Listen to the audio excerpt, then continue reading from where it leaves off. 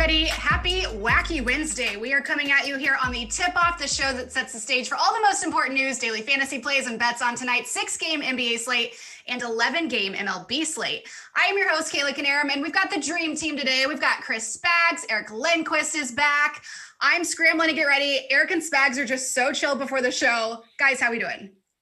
Feeling good, I guess. I don't know what's going to make today wacky, though, I guess, unless we got some voices coming from our pal Eric. I'm hoping maybe, but I'm excited to be here. One of the first days I didn't do the run sheet for the show. So if the show is bad, now I have plausible deniability to pass the buck entirely on to you guys. So I feel great about it. I think that's the kind of show I want to be a part of.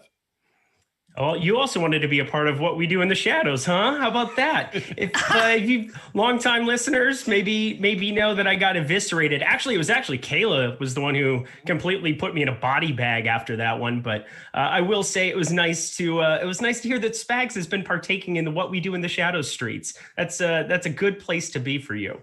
Oh, it was a good day yesterday to get in there too. Certain holidays I think would enhance themselves to watching a mockumentary about vampires. But no, I wasn't on the show where you got lambasted by this bully Kayla here, the mean girl of the Tip-Off show. And Regina George. Speaking my language. But no, great show, and I would now give it my recommendation. I'm more Karen, I think. If we're picking, okay, I know Regina George. I don't know any of the other mean girls. I think that's the one that I got. Lindsay Lohan. That's what I know. That's that's a younger version of me. Katie Heron. Katie Heron is her name. Yes, that's her name. From South Africa. Oh my gosh! Can we just talk about Mean Girls this whole day? That'd be great. It is Wednesday, and none of us are wearing pink, so we're already failing. I don't think I own pink, if I'm being honest. No, you're not even in a mask. I have like one button down that's pink, and I feel like that's like look at what a man I am because I'll wear pink. But even I don't know if people think like that anymore. But besides that, I don't know if it's my color. That's really my main concern. It's everyone's color. I have nothing to especially add to this. Pinks. Let's be serious. I have the golf polos. I have pink golf polos. Let's not Eric, even don't lie. You've got pink in that closet. Okay. I would not. Yeah. Let's be honest here. All right. While you're at it, don't forget to the like button and subscribe to the channel for countless hours of content on the NBA, MLB, NHL, PGA, MMA, NASCAR, and every other sport that is in season. Let's talk about our sponsor, No House Advantage, who is taking a different spin on daily fantasy sports by offering player prop contests across the NBA, MLB, NFL, and PGA for cash prizes. This exclusively peer-to-peer fantasy sports platform levels the playing field and makes it easier for you to win real cash compared with your traditional DFS sites. The best part is you can join for free today. Just download the No House Advantage app and use promo code Awesemo to receive a first match deposit bonus of up to $20. Be your friends, not the house. Win big with player props today. Let's head on into our bad beats. Last night, Brooklyn guard value came through. Cheap small forwards won today, and Paul George and Karl Anthony Towns erupted for massive ceiling games and the late night hammer games you absolutely had to have. How did you both fare? Eric, we'll start with you. I did okay. I came out a little bit ahead, which was nice because I didn't have as much Karl Anthony Towns as I should have in that spot. But I had an absolute ton of Paul George. Najee Marshall was kind of my low-owned GPP guy. He had the game you had to have at small forward. Him and Mo Harkless, who I actually didn't have enough of either. But I felt pretty good about yesterday. I just didn't necessarily put all the pieces together. Should have had more than 10% cat. And had DeAndre Jordan not been starting, I think my life would have been a lot better, as I think it sounds like Spags would have too. Yeah, I think DeAndre Jordan killed me. If you watched the Live Before Lock show yesterday with me and EMAC, you could hear me sort of talking myself into the plays. And EMAC too, no disrespect to him, but I've had a lot of success on Live Before Lock shows with my pal Terry McBride, who's doing the MLB Live Before Lock shows a lot now. And I have to say I had the exact inverse results of the EMAC, so now I'm just going to pass the buck away from myself. But it was honestly just a terrible night for me. I'm dying to get back at it today, as we always are, but too much DeAndre Jordan, too much Hassan Whiteside, when on a night where Karl Anthony Towns is putting up 70 fantasy points, that's how it's going to go poorly for you. So that's life in these NBA DFS streets. And that's why sometimes you have to turn to a good old fashioned vampire mockumentary to cleanse yourself and your soul. Wait, Spags, so you really watched the vampire mock last night? Yeah, so my girlfriend had liked the show before and it's tried to get me to watch it. And we watched season 2, or have been through most of season 2 now. I think we have a few episodes left. But yeah, it's a funny show. Like it's by also a guy who, the movie version was created by Jermaine Clement, who did Flight of the Conchords, one of my favorite shows too. So it's in my wheelhouse. I think you guys were just, again, being bullies. I may not know much, but I know good vampire mockumentaries. And being bullied, those two things. Being bullied. What a great combo those two are. Eric feels so validated right now. I do. I feel really good. All right, let's get back to the NBA. Kevin Durant and Nick Claxton are out again tonight, putting the Nets in the identical situation they were in yesterday. Is there anyone you're interested in going back to on a much larger 12-game slate, Spags? I think Kyrie is the guy that I really still want to go back to. And the numbers for him, in court time without Karis LeVert, without James Harden, without Kevin Durant, about a 35% usage rate, 44% assist rate. Those numbers should be there, even if you knock the usage down a little bit, which I think I may do just be a little bit more on the side of caution today. There are other plays that I like at point guard. I think going to Westbrook looks fine, but I think Kyrie to me is the one that I would like to try to get some exposure to today to try to target that bounce back day, because as we all know with the field, they do tend to be, this guy burned me yesterday on the short slate. I'm not going to go there on a big slate. And would it be shocking to see Kyrie put up 60, 70 fantasy points like I think he had the potential to yesterday, at least on paper? Obviously didn't come through. That's what I would be hoping. So willing to get my DeAndre Jordans again, willing to get the Bruce Browns of the world again. But I think to me, Kyrie is the one that I just want to make sure I'm getting there enough, because I think there's upside and people just being down on him after yesterday. Yeah, I think we're going to be looking at this is a 12-game slate where we can be very, very selective, and we should be very, very selective about our value. I will say if DeAndre Jordan's going to be like under 1%, I'd be happy to take some shots there. But I thought it was very interesting. I was trying to figure out yesterday kind of what to do with him. I spent a couple hours writing about it on the Slate Starter article. And I came across this, which I find to be pretty fascinating. I think plus minus is a very noisy statistic most of the time. But DeAndre Jordan, the past 15 games that he's appeared in, he's only been positive on the floor and plus minus twice. That's out of total of 15 games, which I find to be fascinating for two reasons. One, the Brooklyn Nets are a very good basketball team. You should be walking into some pluses just by default. Secondly, the Nets won 12 of those 15 games outright, meaning that he was a detriment when he was on the floor. I think we've seen, even with LaMarcus Aldridge now being out with retirement, we've seen Blake Griffin getting rested in some of these spots where maybe that would be a better place for DeAndre Jordan in this spot. But it is so hard for him to get on the floor now because he's just been bad when he's been out there. So I know it seems like it might be a spot you might want to go back to, but if he's going to be under 1%, maybe I'll take some freewheel shots at 4K over on DraftKings. You don't even have to think about it on FanDuel, way too big of a slate, but wanted to at least throw it out there that, if you were to spike a 24, 26 minute upside at 4K, you could probably get there. But the Nets, based on that, really just don't want to have him out there. Eric, your best friend, Paul George, put up a massive game in Portland on Tuesday and now sounds good to go on the back-to-back versus the Grizzlies at home tonight. Is the massive ownership Awesemo is projecting him for tonight warranted? Eric, tell us about your best friend. Yeah, my best friend. Everybody knows. I was going to say I'm famous for two things at Awesemo, getting made fun of, and Paul George. I like both of those things. I'm okay with both. But I really enjoy Paul George yesterday. You have no Kawhi Leonard out there. He's going to be the guy. Continuing to just put up massive fantasy numbers. 34% usage his last, 2 games, 44.5% usage up against Philly 3 games ago, all sans Kawhi Leonard. Going to be putting up big numbers. Projecting him, you're basically getting a 10K plus guy at a discount at 9,300.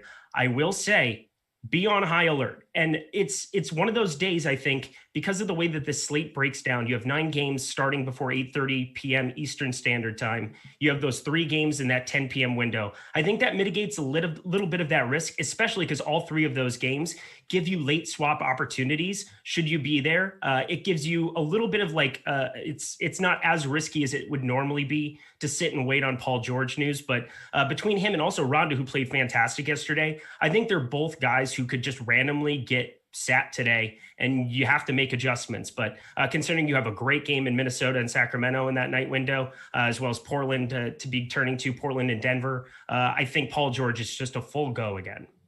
Yeah, I'm intrigued by Paul George again. I think really my concern is that there are so many things I'm going to want to pay up for in the slate. As I mentioned, do you think it's worthwhile to get to Kyrie today? Do you think it's worth going to Russell Westbrook? To me, looks like one of the best projected plays on the slate. Nikola Jokic as well, high usage for him, high assist rate in court time without Jamal Murray. It's going to be the case again today. There are a lot of places you can pay up, and that to me is I think the one way maybe I get less Paul George, because I've been there too. Like I like Paul George. I played him a lot yesterday. The field was kind of shockingly low on him, and I don't know if that's just getting burned as poor Eric has before, and a lot of us have been by Paul George at some point this year with his various maladies and late scratches and all that. But if he's playing, I think you got to sort of trust him and be willing to go there heavy. So maybe subject to the ownership, maybe subject to just a sorting process where you have so many stars, but I have no issue getting to a good amount of Paul George tonight as long as the ownership doesn't get completely out of control. Miles Turner and Domantas Sabonis are out for the Pacers tonight, opening up massive amounts of front court minutes for Goga. Should he be good to go? Spags, who do you think, or what do you think about him and any other Pacers that catch your eye in the spot? Yeah, I think to me, you really do have to go pretty heavy to Goga if he's in. Goga's just been a fantastic points per minute player on the year, about 1.15 fantasy points per minute. In this spot, I would project him being about a 1.2 fantasy point per minute guy. You can shoot a little bit from deep. Also, the other day didn't shoot a lot from the floor, but did get a lot of blocks. So there's just a ton of ways that Goga can have that upside. At his price point, he's a play that I think we really want to have on the slate today. Hopefully he doesn't get ruled out. But I think that to me is one of the premier value plays of the day, a guy that I'd have no issue getting in almost every lineup. I think he's just a very strong play as long as we don't account for the fact that the injuries are there. And maybe that does give you a little bit more risk than you'd like to see. Yeah, 23 minutes, 1 for 7 from the field, 0 for 2 from 3. He actually shoots threes at a pretty decent clip, 3 for 4 in the game before against Utah, but came a rebound away from being able to even have double-double consideration there, 7 and 9 total. Still got to 28.25 in that start. You're looking at just an absolute monster should he be good to go. Really hoping he plays as well, because then you don't have to think about O'Shea Brissett, who would be 6'7" Canadian guy who would be coming in and playing center for this basketball team. Didn't expect to be saying that name or researching that guy this morning, but here we are. Welcome to late season NBA DFS. Oh, you were sipping. Here we are. Got you. There we go. You're fine. All right. The Sixers are the walking wounded with Joel Embiid, Ben Simmons, Tobias Harris, and Seth Curry all questionable for tonight's tilt with the Suns. Eric, any lean on how the news shakes out and anybody to keep your eye on from this one? I mean, keep your eye on everybody. This could be an absolutely phenomenal source of value, or it could be completely useless. And I think we're going to be seeing that with a couple of other teams coming down the pipeline. But really thinking that if Joel Embiid plays, I think he gives you a nice contrarian spend up option. And Ben Simmons on FanDuel, where he's 6,900. Those are kind of two guys to really have bookended. Should they end up playing, I think that both, regardless of how any of the news shakes out, both really set up well. I'll also say Seth Curry. If like everybody else is kind of ruled out there, I think Seth Curry is a guy who we can get on top of an upside as well. Shake Milton, we've seen have some big games when they were very shorthanded here in the past as well. I think it's just kind of a wait and see approach on this entire team, but Embiid obviously has the highest ceiling there. We have Jokic and Karl Anthony Towns, who I think will be garnering more ownership, but I really always like going to a lower owned Embiid in these kind of spots. Yeah, I can't be mad at Embiid. I think especially if you do get a couple of Sixers out here, particularly if you add Tobias and Ben Simmons out. And I also agree too, if you get Simmons and Tobias out again. Seth Curry intrigues me. I think Danny Green becomes more in play. The Korkmaz of the world. Shake Milton, I think a guy maybe I'm going to try to avoid that trap this time, but still somebody you can get a little bit of exposure to, though. The fact that he didn't get more minutes last game without Ben Simmons out there gives me some cause for concern that they're just viewing him in a straight sixth-man role with no opportunity to get there. But Embiid, I think, is a tournament play you can really look at. I have to say I favor Jokic by a pretty wide margin. I think that spot against Portland, no matter which side of that he's going up against, whether it be Nurkic or Cantor, he is going to have an absolute field day. So that's my one reservation. But there's some worlds where it's DFS. We know that these guys can fail. I think that's me is where Embiid comes really appealing, is if you have Simmons or Tobias out, and then you have Jokic there looking so good. Maybe Embiid won't look quite as good as he would have with having both Simmons and Harris out. But if you get one of them in, I think that could throw people off the scent enough to justify him a bit more as a GPP play. But sort of hard to argue about Embiid. He's one of the guys in the running for MVP for a pretty good reason. And finally, for our key NBA news for the evening, the Miami Heat could once again be a massive source of value tonight should Jimmy Butler and Bam be ruled out. Spags, which Heat players would you go back to the well with tonight should they both sit? So I think to me, you have to consider Kendrick Nunn again. The price tag for him has come up a little bit, but he showed gigantic upside there, really dominated the ball in the way I think you want to see Kendrick Nunn progress. He's been a better points per minute player this year. I think all those things to me check out if you get Butler out. Then if you get Bam out, it does seem like to me with the conditioning for Dwayne Dedmon, he's not going to get a full amount of run that you'd like to see, but his per minute numbers have remained fantastic. He's still been very good at what he's been doing out there. I guess if he's going to get more run, though, wait, oh no, that's right. He's out for health protocols. That's my bad. This is one of the prep things that when I don't do the run sheet, I miss some spots. And Precious Achiuwa, I think, then becomes even more unavoidable because there's nobody to go to. So that to me is actually, again, my bad on that one. But yeah, Dedmon, I've liked what he's done in Miami, but if you just get him not able to play those 15 to 20 minutes, that is a lot of time Achiuwa can be out there. It's going to be as many minutes as he can handle because there isn't really another big they can go to, like who's going to be able to have the same impact. So maybe you get more Bielitsa minutes at the 5, but Bam being out, I think might be more intriguing than Butler being out because there are at least some ways that can get weird if you get Hero and all those guys in. The big situation now, there's just one less body there at Dedmon, so that is going to be a crucial one. It's a team that could look phenomenal. It's another team. It's the exact same situation we're looking at with the Sixers, where if you get Butler and Adebayo in, you can kind of write it off completely. But if you get both of them sitting, Precious Achiuwa is definitely the guy to be turning and playing in this spot. 29 minutes last time out, 22.25. I would say that that's kind of almost like a little bit of a run bad for a guy who ends up going for 0.93 fantasy points per minute on DraftKings for the season, 3,400. He becomes not just like a pivot off of Goga, but I think he would be like a guy that you want to be slotting alongside him in a lot of lineups, spend up for a lot of these point guards that we really want to be targeting on this slate between the Steph Currys and the Russell Westbrooks in the early window of games, shooting guards like Paul George and Bradley Beal. I mean, there's just so many pieces that we're going to want to be getting to that I think that having a guy like Precious Achiuwa out there just makes it so easy to build lineups today. All right. Paul in the chat. Thank you. I see you and I acknowledge you. I agree. I do have much better lighting today. We had a camera issue yesterday. She's back. She's back in her 4K and she's where she's supposed to be. All right. Let's head over to our segment one-on-one. That third person, hold on. Was that third person speaking there?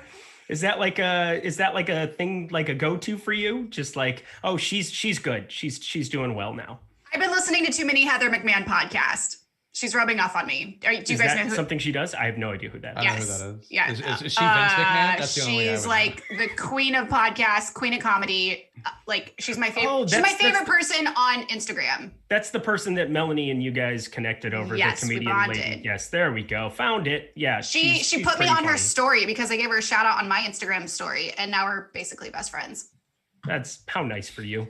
But now she's also got you talking about things. Anyway, he's gonna be quiet now. Well played. In these battles between stars, which player would you rather have in NBA DFS or prop bets tonight?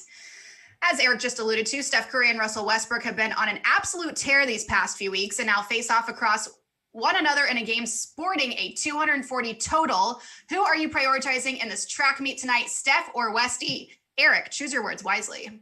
Oh, it depends. I did not write that last part. That was a nice addition, I must say. Russell Westbrook, 10-9 over on DraftKings. Steph Curry, 10-5.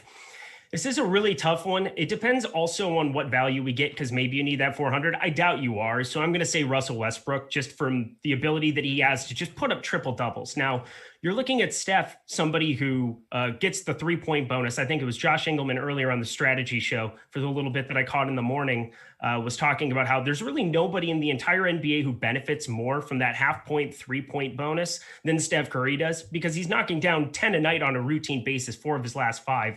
Just been on a ridiculous shooting clip, doing everything for this team. But you also have the triple-double bonus. Russell Westbrook picking up ridiculous amounts of stats everywhere. Looking his assist column just in the box scores is just kind of nauseating how good he's been creating for this basketball team of late. Obviously, a lot of that with Bradley Beal on the sidelines, but that didn't really change that first game back out there, 13, 11, and 17. I like going the direction of Russell Westbrook between the two tonight.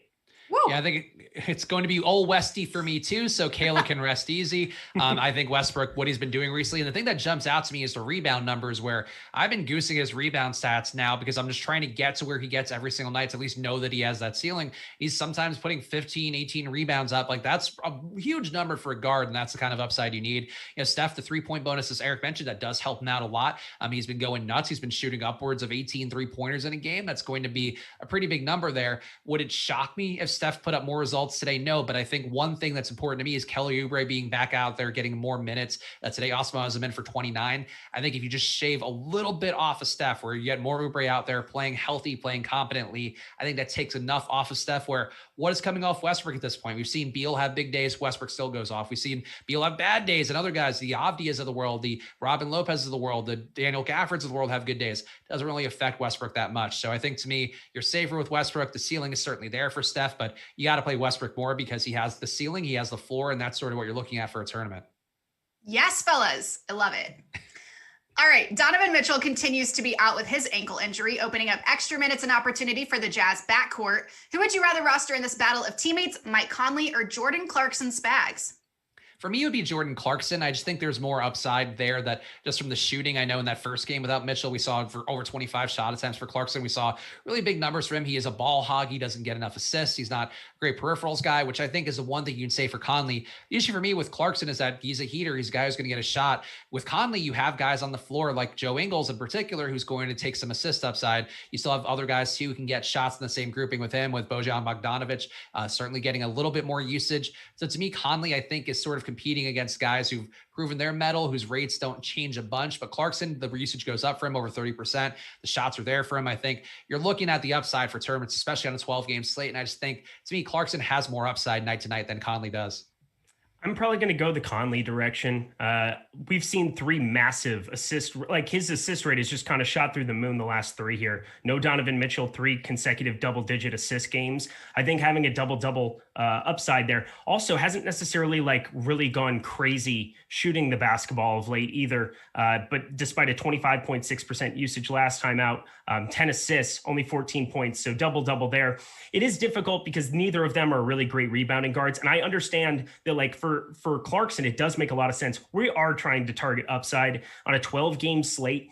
Maybe it's not the worst thing to look at it from the perspective of like, yeah, Clarkson's the guy who can go and put up 35 real points for you, but really not contributing anywhere else in the box score in like a meaningful way. Hasn't really gotten over 5 rebounds for a number of games. Assist rate, not really there at all. I have to feel like Mike Conley, just because he has the double-double ability there and can knock down some open threes. If he were to get hot, he's the guy that I think would possibly have a little bit more of the upside. I think the ownership is also going to be very curious to be looking at leading into lock there. I did expect that Clarkson was probably going to be the higher owned between the two. And now we're seeing that the public is basically on Mike Conley a little bit more. So that gives me a little bit of pause. Maybe Clarkson targeting that hot shooting night is the way to go, but it is a 12-game slate. I'm not going to be there in a crazy way on either, but if you gave me one of the two, I'm going to go Mike Conley. All right. MVP frontrunner Nikola Jokic has been unstoppable of late, while Karl Anthony Towns is coming off a sensational performance yesterday. Eric, who do you want more in this one-on-one between centers, Jokic or Towns? If you're going to give me the ownership being equal, I mean, this is Nikola Jokic, I think, every single time with this no Jamal Murray. And right now, over on DraftKings in our last run, if I'm looking at this correctly, Karl Anthony Towns is garnering more ownership. I know that the $600 difference maybe looks like something that you might need on this slate, but I doubt we're going to. Depending on what the Sixers news, this Heat news, looking at other places, I expect there's going to be a bunch of things. Make sure that you're following our guy News God. Get those Twitter notifications turned on if you don't, because it's going to get crazy right before a lock. I just kind of have that feeling that this is that kind of a day. I think it was like 3 weeks ago we saw a lot of those studs have big dud games all together, and it was probably one of the weirdest slates that I've ever seen in my entire life. I'm going back to the full stars and scrubs builds today. I don't see any way around it, and Nikola Jokic is like my priority going up to the top end. We talk about Russell Westbrook having triple-double ability. I mean, Nikola Jokic without Jamal Murray just sees that assist rate bounce up in such a meaningful way that I want to get to as much of him as possible. So Karl Anthony Towns on a back-to-back, not that I have any minutes concern for him by any means. We just saw him go nuts yesterday, but this is going to be Jokic for me. Yeah, I certainly have concerns that it's going to be Towns in the same matchup that we just saw yesterday, where he was dominant and basically got Whiteside off the floor because he wasn't effective at all. And I think that's something that could happen again today and gives me some fear. But I think we are talking a game that's mostly based on, ceilings and median projections and all of that. And I think when you account for those two things, it's got to be Nikola Jokic. We talked about it earlier in the show. The rates for him, fantastic. About a 35% usage rate, a 48% assist rate in court time without Jamal Murray. Those are big numbers for a guy who's already been super productive. Everything flows through him. He's also playing a Portland team that is overmanned as well. So you're getting two guys in great matchups. Maybe there's some world where both Towns and Jokic are in the same lineup and are great, but I think overall, if I'm going to have to get more Jokic just because I think Towns is the GPP option, Jokic is a guy you'd play in cash. You also could easily break the slate in a tournament. All right, heading over to our no house advantage prop or not. Here are some of no house advantages props of the day for key players. So guys, do you like the over or under on them, and how many points would you assign? First up, my guy, Michael Porter Jr., over under 19.5 points plus rebounds plus assists. We're not knocking him anymore, right? Like has he like redeemed himself yet? He's okay. I think he's still underwhelming relative to everything, but he's okay. He's really good. Stop it. All right, Spags, what are you taking here? I do think for me, I would take the over on this one. I actually have Michael Porter Jr. scoring 20 real life points straight away today. So that to me, put him on the over. I don't think he's a fantastic fantasy play. I think the price point for him on DraftKings a bit untenable with where he is now, but I'd prefer to play Jokic or even Barton, I think at this point, relative to the salaries and all of that, or Gordon. But I think it's not a DFS play. It is a no house advantage play. And I think that's where you can get the exposure today because Porter Jr. has been looking better with Jamal Murray off the court. He does get a little bit of boost there. I think that prop to me is one that I wouldn't shock me if it's not fully accounting for what the rates are with Jamal Murray off the court. It sometimes happens on no house advantage. And that's a prop that I think you want to take the over on and probably put, I would say to me, a 6 or 7 pointer. Yeah, it's a big pointer. It could be all the way up to 9 or 10. When you combine all three of them together, so we have points and assists that project out as the highest, but why not throw assists in there too? You're basically not looking at too big of a difference there. The points plus assists, I mean, it's going to be a difficult spot to imagine where Michael Porter Jr. can't get there on this number. And as you said, a difficult DFS play. I think they make really nice NHA plays when you're able to kind of widen your net a little bit and exposing yourself to a little bit more of the slate where you have pieces like this that might go overlooked in other places. It's the same reason that Alex preaches about playing on different sites, about having your action on DraftKings and FanDuel. And I know you've spoke to that as well, Spags, and that's been a nice change in your process between just sticking to only DraftKings where you're kind of forced into certain plays. And now you kind of you have multiple places to put your money in the course of a day. And NHA, if you're looking over there, Michael Porter Jr. is kind of my priority top 9 or 10 point play because the line is so good there and I'm not going to have him anywhere else. All right. Seth Curry over under 2.5 3-pointers made. Eric.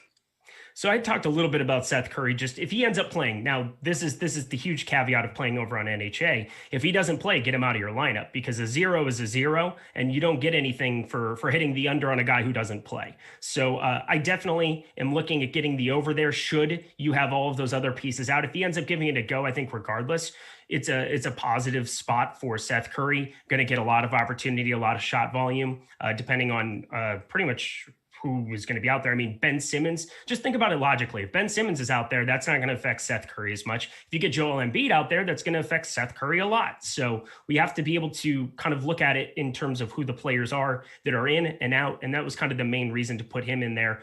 Just being kind of aware of how the prop might change because the number is static, but their opportunity is constantly going to be in flux based on injury news. Yeah, I think I agree with that a lot too. I think this is a spot where we saw Seth Curry benefit just the other day in a situation where there was no Ben Simmons and no Tobias Harris. And I think the Ben Simmons part's really the big one because you just see more Seth Curry creating playmaking and just doing the best he can. He's certainly not Steph in any capacity, but he does his best, I think, I don't know, 1/3 of the ability impression. They look alike. Yeah. They look alike. And I feel like he tries, and you could see even that game against Golden State, like he wanted to get in a shootout. And then it's just like, you're not getting the same results here. You got to kind of back down at that point. But anyway, Seth Curry just benefits really from not having those guys out. So I think right now I'm okay with it, with the prop as it is taking the over. To me, it'd be a middle confidence one. I think closer to a 3 or 4 pointer. And also for whatever it's worth, I just looked at Awesemo's number. I would definitely bump up the Michael Porter one to about a 9 pointer. But Seth, to me, I think a 4 or 5 pointer right now, and maybe gets a little more confidence to 6 or 7 if you get one of Tobias or Ben Simmons out, especially Ben Simmons being out. All right. And finally, Trae Young over under 10.5 assists. Spags. I think for me, I'm going to skew under on this. So let me just make sure that I haven't changed anything too much here that would be surprising to me. But yeah, I would favor the under on this spot. I think that Certainly some pathways for him to get there, especially now that you have John Collins in the mix. But I feel like too, Herter's been squeezing some point guard minutes. There have been some ways here that have been, I think, not the best for Trae Young, where just capping his fantasy production, not capping the ceiling as much as just a prop like this one. So to me, this looks like a fairly easy under, actually, in a way that I'm surprised. So I'd go under, and again, not a Michael Porter Jr. confidence level pick, but probably another mid-tier one. I was astounded looking at this as well, because I kind of expected 10.5. It's a number that you would expect. Trae Young has eclipsed 10 assists in, I believe, five of his last 10. So it was very surprising to look at. This really preaches to the New York Knicks effect. They slow down the game in a way where you get fewer possessions. You're not going to be getting kind of a up and down kind of pace there. It's a huge stark downgrade for any point guard in that kind of a spot. And I think that Trae Young getting the under there is actually one of the best numbers over on NHA. If you look at Awesemo's projections, it sets up very nicely to be taking an under here. It's truly just a matchup based type thing. Can Trae Young get there? Absolutely could. But numbers wise, looking at how many possessions the Knicks are playing per game, playing at just an absolute lethargic pace, one of the best defensive ratings, I believe the best defensive rating in the NBA. Hard for me to be playing any Trae Young overs. Definitely the under here. All right. And friends, as always, don't forget to play on No House Advantage, our sponsor, who is taking a different spin on daily fantasy sports. You can join for free today. Just download the No House Advantage app and use promo code Awesemo to receive a first match deposit bonus of up to $20 for new signups. Be your friends, not the house. Win big with player props today. Let's head on over to the diamond, shall we? Here are tonight's top bets and plays on tonight's MLB DFS slate. Which of these top 5 odds getters on OddsShopper do you think is the best overall bet to hit a home run tonight? In our biggest bat segment, we've got Freddie Freeman plus 350, Eugenio Suarez plus 350, Gary Sanchez plus 370, Randall G plus 380, and Xander B plus 400. Eric, we'll start with you. Oh, that was a fun way of putting that. Freddie Freeman for sure is going to be my guy. You're basically just paying an extra, $20 off of Gary Sanchez or $30 off of Grichuk. I really like going the Freddie Freeman route. Kluber's had 3 starts this season, 46.9% hard hit rate already, highest of his career by far, given it's a 10-inning sample size, but just everything is trending down for Corey Kluber. Besides actually some Ks that have been showing up even in those limited stints. Hasn't gone beyond 77 pitches, so I doubt he gets more than 2 at-bats in this spot up against Kluber. But in New York, you're looking at a number where Freddie Freeman hitting in the 3-hole, I like a lot more than going to Gary Sanchez in the 7-hole, going to Grichuk. I just think more at-bats, more opportunity is just a phenomenal thing for Freddie Freeman. The New York Yankees bullpen is just fine. We know how good it can be, but no problem going to the NL MVP and probably the best left-handed hitter in baseball. Yeah, I'm actually on this one too. I think Freddie Freeman's the pick, and Kluber I do think is going to, I'm not going to say bounce back, because bounce back implies he's going to be good, but I think he's going to be a little bit less bad when he just gets some more time out there. It's a short sample size of innings he's pitched over the last season and change, where he's put up a 5.4% on run rate, a 350 batting average.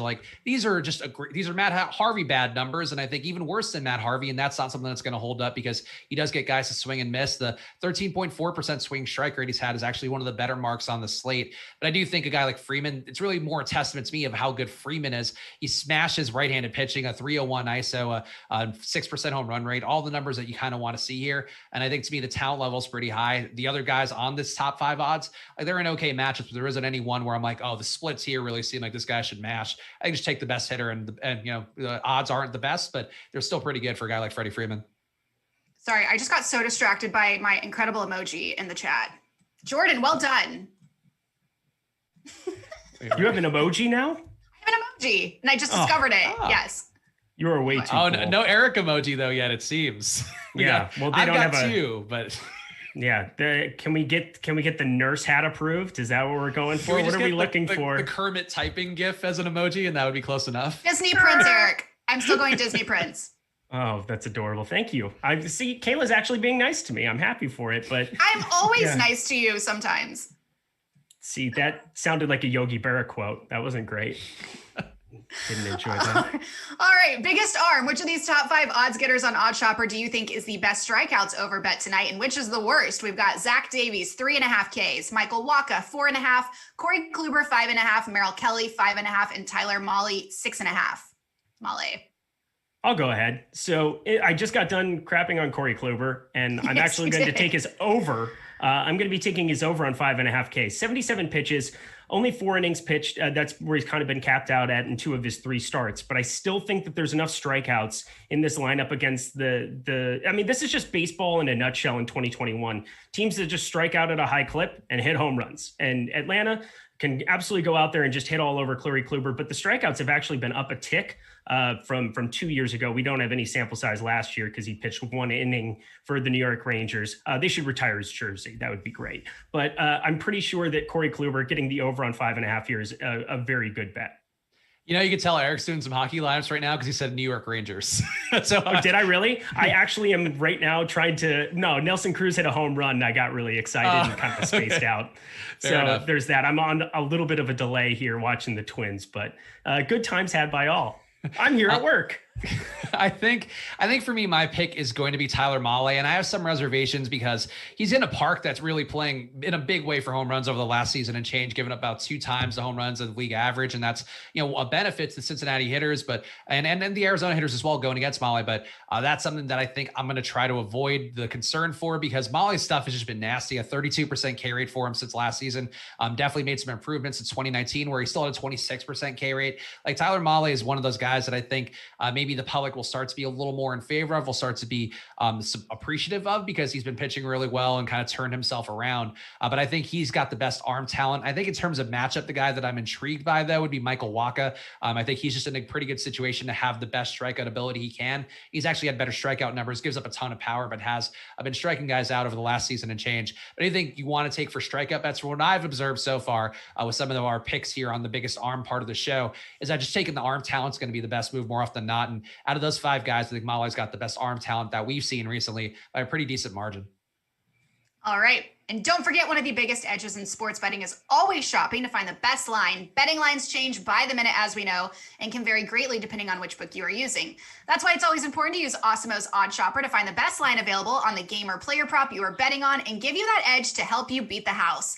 Head on over to oddshopper.awesemo.com where we compile the best bets available for game lines, player props, player and team futures, all updated in real time. Let's scoot on back over to the NBA, shall we? Before we do that, can we talk about the emojis that people are suggesting for Eric in the chat? Because he doesn't have his own Awesemo emoji. I don't have the chat up, and there's a reason for this. He's getting a frog. He's getting, I don't know what this yellow guy's doing. He's getting somebody juggling things. Spags, is that you? Do you have one? That's me with I don't know why they chose that particular. I didn't recognize you without a hat. Yeah. Oh, I thought it was just the money hat. You have another emoji too? Yeah, I have 2.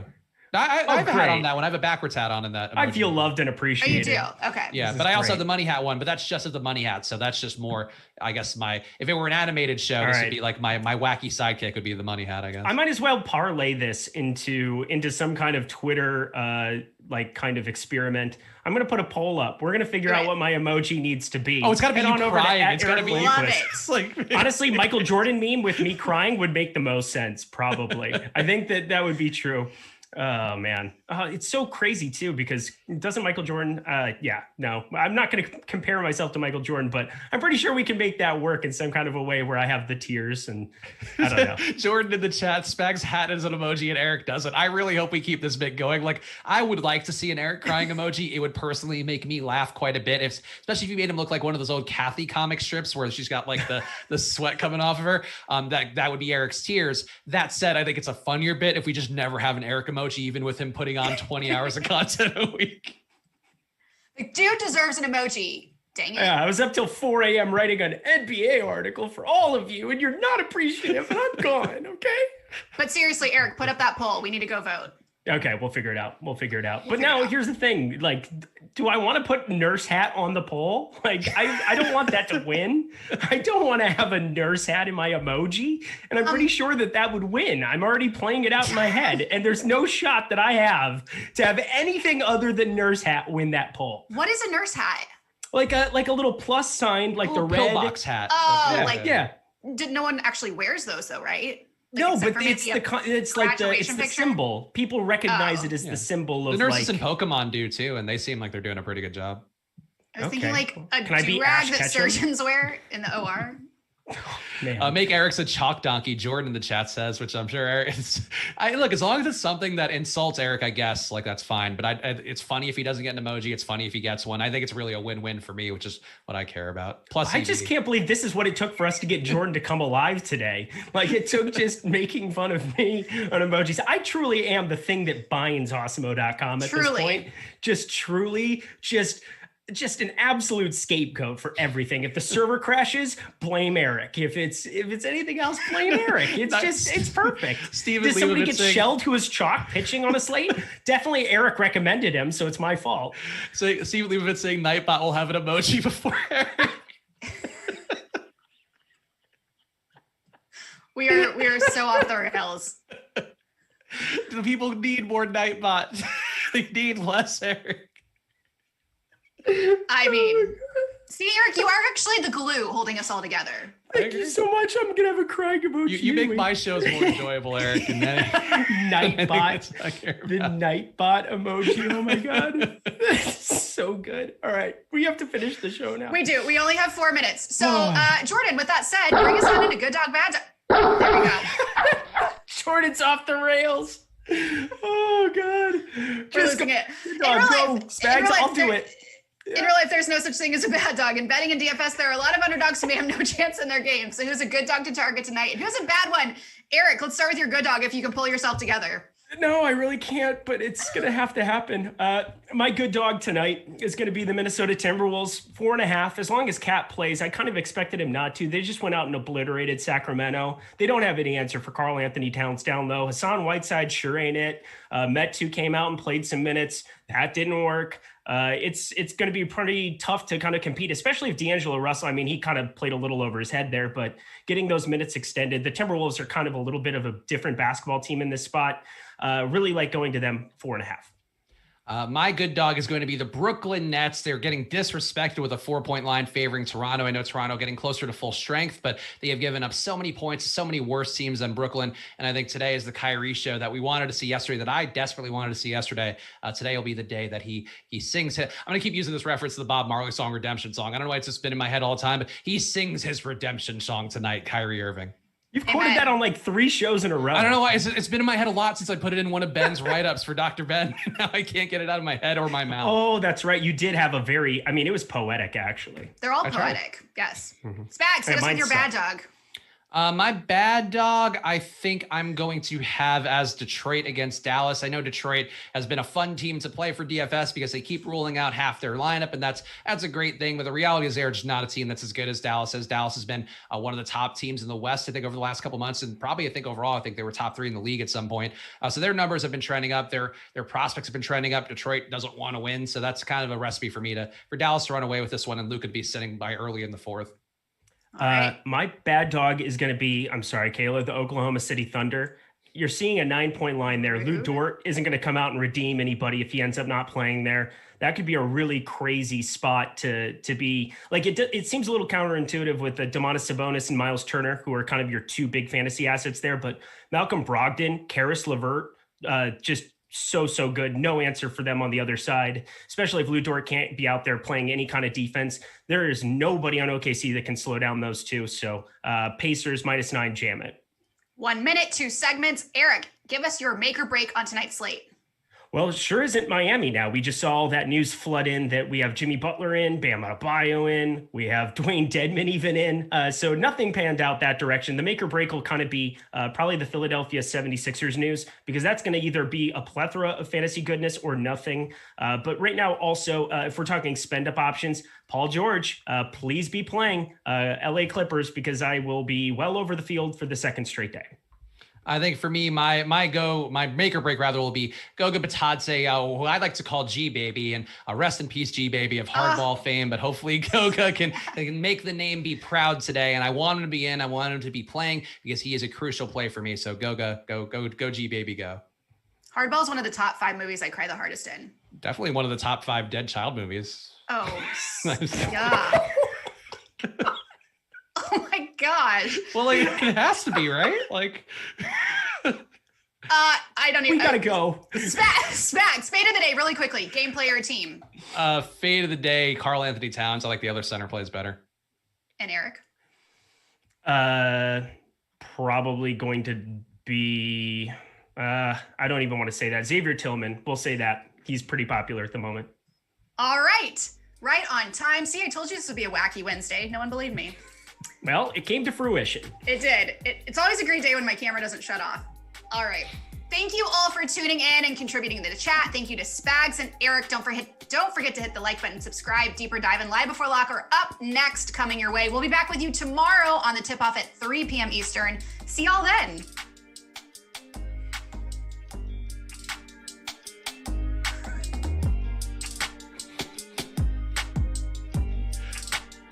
All right, later, guys. Later. Fellas.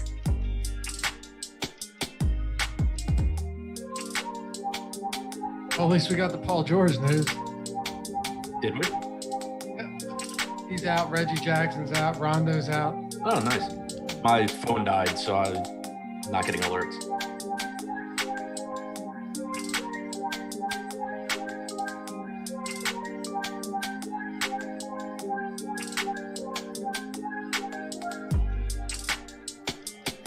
God, why couldn't that have come out like 2 minutes ago so I didn't register the slate? So what? So that I didn't register tournaments.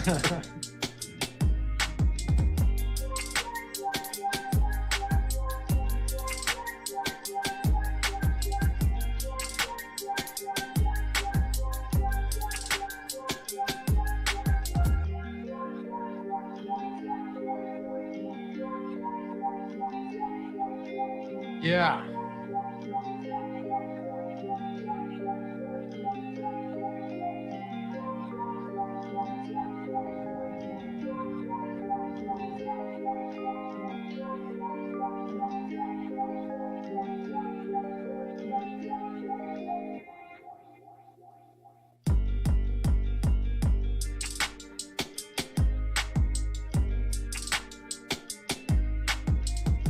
I type.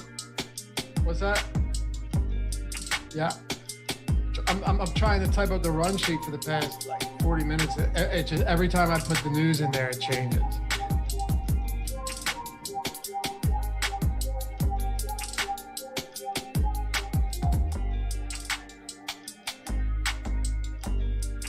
Right.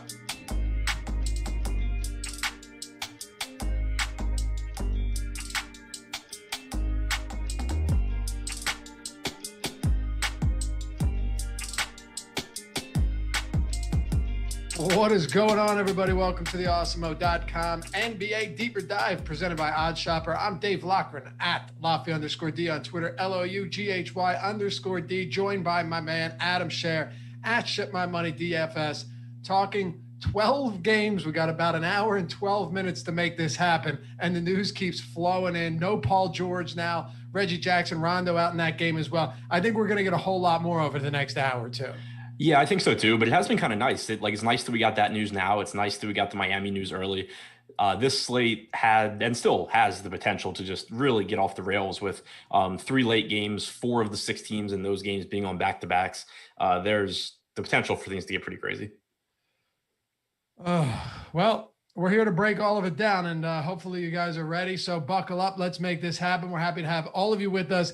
Hammer that thumbs up. It takes 1 second to do. And I won't ask you again, at least not for 30 minutes. So do that now. We can put it all aside. Hit the subscribe button as well. That is really the way to help support us the most because, well, the YouTube algorithm just hates us little guys. And, you know, we just want a piece of the pie around here. Subscribe to the channel. Hit that notification bell. And if you hate it, we will refund your misery. Just click unsubscribe and you never have to hear from us again. We got 12 games. Adam, I'll ask you, as I always do, first things first. What is our approach on such a monstrous slate with big names already being sidelined, waiting on value play like Goga Bitadze? If he's out, Jakar Sampson's already suspended for a game. There are so many spots where it's like Brooklyn's got 9 players. They're signing a guy on Friday. We're getting down to bare bones on some of these teams potentially tonight. Yeah, I mean, you have Brooklyn shorthanded. You have the Clippers with God knows who available now. We're waiting on whether or not Philadelphia is going to rule out half of their team. So yeah, it's just, I mean, it's exactly what you'd expect from a 12-game April NBA slate. There's going to be a ton of value. There's some available that we know about already. There's going to be more almost undoubtedly that opens up between now and lock. Fortunately, there's a ton of guys to pay up for too, so it's a slate that I think will be fun. It'll be fun to watch your lineups. They should score a lot of points. Everyone else's will probably score a lot of points too. It's just gonna be one of those nights, I think, where you're kind of just hoping for the best, because there's gonna be a lot of fantasy points because of how many teams are just playing shorthanded tonight. AJ Johnson says, I read the deep dive article and find myself reading it in Adam's voice. It is funny how that happens. It's totally free. Also at awesemo.com. It's the best DFS, most comprehensive plays article you're going to find every day. It's totally free. You don't even have to sign up. But people always tell me when they read my tweets, they read it in our voice. It's because they hear us every day, 5 days a week, Yeah, for sure. And yeah, I do that with like anybody that I know what they sound like. Right. Yeah. It's a strange thing. I have this happen all the time where I'll look on Twitter and I'll see someone and they have an avatar of like one of those weird things or even a crypto punk. And then I see what they actually look like and I realize they don't actually look like they're crypto punk. I thought Wilson and Empire Maker both at one point when I first started following them on Twitter had Yu Darvish avatars. And so I just thought both of them looked like Yu Darvish. That's what I mean. And then of course, nothing like that. No, not at all. It's a strange phenomenon out there in the Twitterverse. You ready to dive into this? Yeah. All right. And if you guys have questions, hit us with them. I'll do my best. Obviously, I'm always patrolling chat. I shouldn't say that, not patrolling, because I'm not, I don't really care what you say. But I'm always monitoring chat to make sure that anything good pops up, we're going to hit on it. Let's jump into it. Chicago and Cleveland. The Chicago Bulls are on the road against the Cleveland Cavaliers. Lowest total on the slate gets us kicked off at 210. Zach LaVine's out at least a couple more games in COVID protocol, 10 to 14 days from the last week. So he's gone, which opens up the door to, more opportunity for guys like Kobe White. Obviously, Nick Vucevic is going to get some more opportunities, but on such a large slate, that's a little bit different than saying you have to prioritize these guys. Maybe if it was yesterday's slate and we lumped this one into a 5 or 6 gamer, it'd be a different story. But ownership really isn't screaming much about this one, even on the Chicago side with LaVine out. Yeah, this is one of those games where, like you just said, if this were a different slate, it would be a lot more interesting because there's certainly plays you can get to, but when you start looking at a lot of these shorthanded teams, they're not in this game. So, on the Chicago side with LaVine out, you still have a reasonable price tag on Kobe White at 5,600, most likely playing around 30 minutes. You have a reasonable price tag on Daniel Tice, who played 28 minutes last game. One concern that I had mentioned about him when I did this show with, I guess I did it with Alex on Monday. Tice, since he joined the starting lineup, they're not staggering his minutes with Vooch. So you're not getting him playing backup center like you were when he first came to Chicago. So it's, nice, I guess, that he starts. It makes his minutes a little bit more secure, but he is playing all of his minutes alongside Vooch, which, as we saw in Boston, when he is playing alongside a center, he's nowhere near as productive. So, he's cheap, he's getting the minutes, but you're still not really that confident that he's going to do well. Garrett Temple's 3,300, but I think we're going to end up getting better value or just, guys that look better than 28 to 30 minutes of Garrett Temple. So it's sort of a spot where, they're missing their leading scorer. So you get a little bit of value in guys like White and Tice and Temple, but nothing that really stands out to me when you consider everything else available on this slate. Sometimes I just have a visceral reaction to looking down and seeing 18 news alerts and all of them are for tomorrow. Yeah, it's even better when they start coming out at like 6:50 right before lock. Every time. You can't beat it. What about Cleveland? Finally healthy from top to bottom outside of a couple spots that really aren't that important.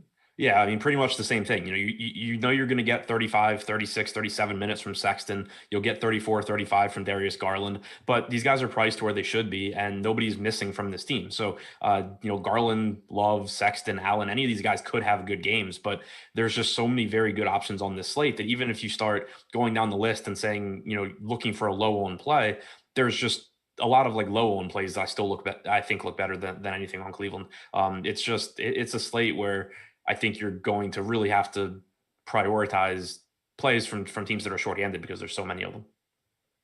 Oh man, we got the Josh emojis up there. We got the Adam emoji, the Spags emoji. Oh man, I didn't Kayla know emojis. I didn't know I had one. I thought it was between me and Eric to who got one last. No, as a matter of fact, you can thank me for that. You can thank Jake for doing it though, because he's the one that puts it all together. Which Jake? But, they're looking good, man. They're looking good. We just keep adding to them. Okay.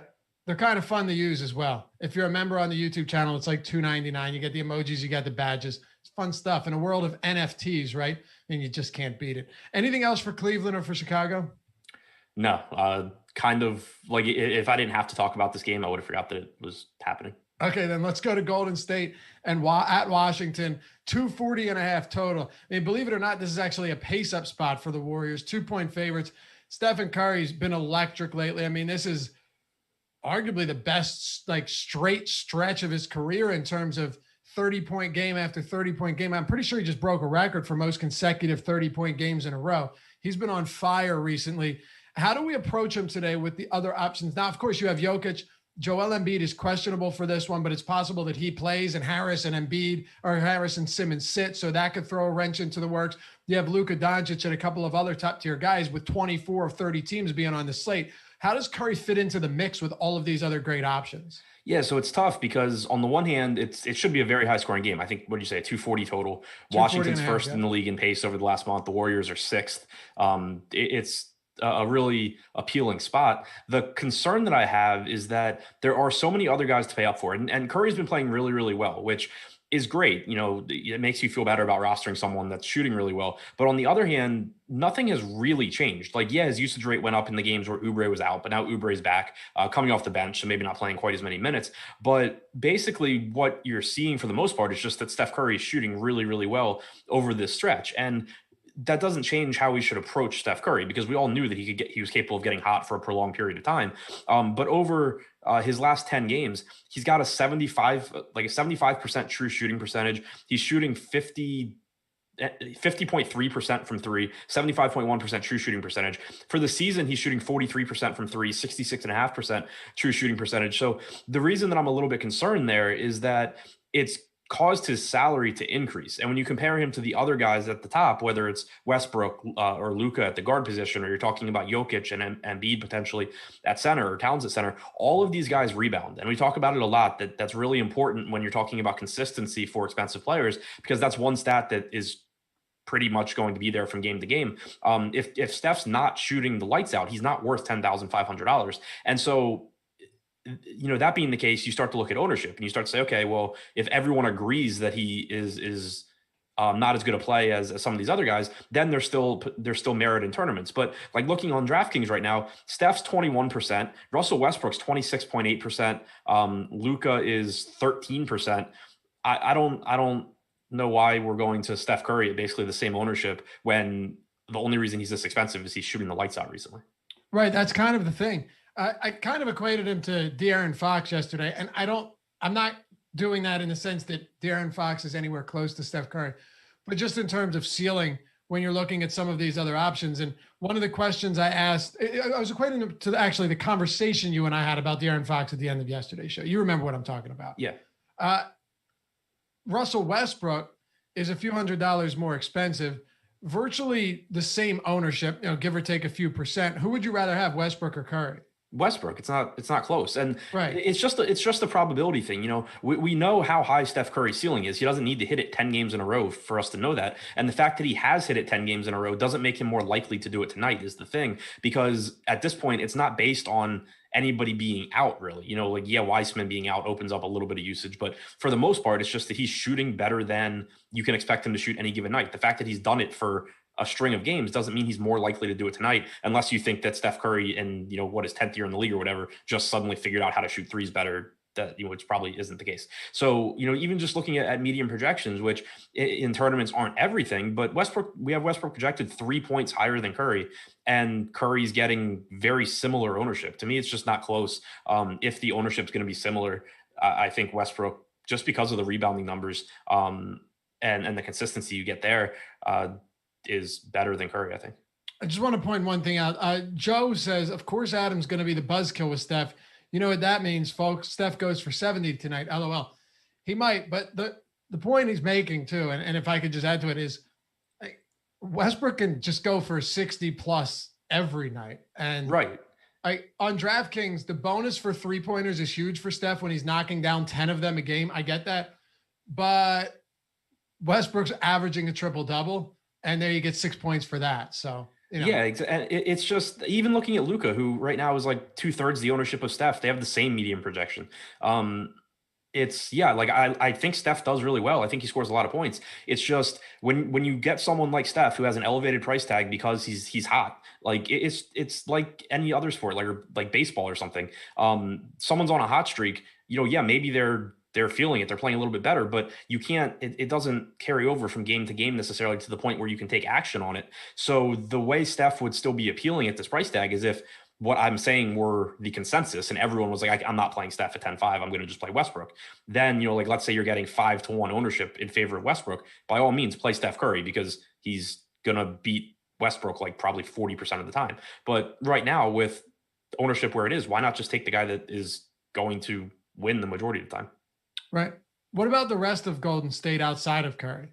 Yeah, not a ton, I don't think, at least in terms of priorities. Like in a game with a 240 total, you obviously can get to guys like Wiggins. You can take a shot on Kevon Looney. The one spot that I am really interested in, though, is Draymond Green. He struggled a bit against Philly last game, but that's, of course, a much more difficult matchup than it is against Washington. The price point, I think, is still fine. He's averaging almost 34 minutes per game without Weissman this year. About 1.15 DraftKings points per minute. And then you just factor in the pace this game should be played at. And for someone like Draymond that does get rebounds, that does pick up a ton of assists, almost a 40% assist percentage in the games without Weissman, he I think is in a really good spot. It's just kind of going to be a matter of how much value opens up, how stars and scrubby do we end up needing to get. Okay. Now with Washington, we already talked about Westbrook. I don't think we need to spend a lot of time there. You obviously have expressed your desire to roster Russell Westbrook tonight. I don't see why you wouldn't want to either.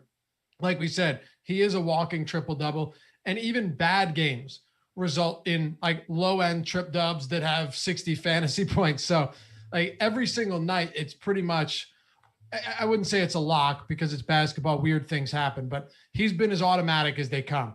Now you have Beal. We could talk about Rui Hachimura is out. Is there anybody other than Westbrook that you think we should get to tonight in the game with the highest total on the slate? So Beal is still really cheap on FanDuel, and he's still fine on DraftKings. But FanDuel 8,500 really stands out, especially since we lost Paul George. He was priced down when he was playing 30 minutes when he first came back from injury, and he wasn't playing very well, dealing with that hip injury. But he's played at least 35 minutes in 5 straight games now. He has at least 21 field goal attempts in all of those games, at least 7 free throws in 4 of them. You're seeing him just get back to being the normal scoring dependent, but normal 35, 36, getting up 20 plus shots, and that's really cheap. 8,500 is really cheap for that. Even 9,400 on DraftKings, I think, is fine, especially when you consider how fast this game should be played.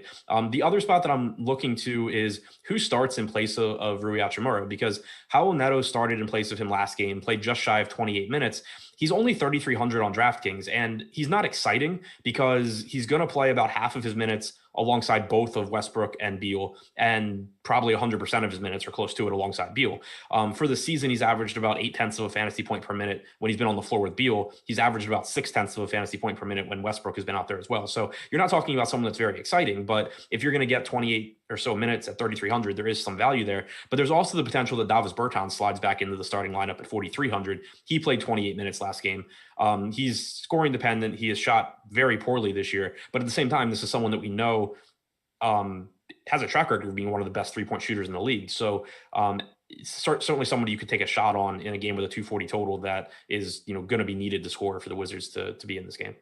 Mr. Pibb with the super chat. I don't even know why I read these, dude. Every single time with this guy.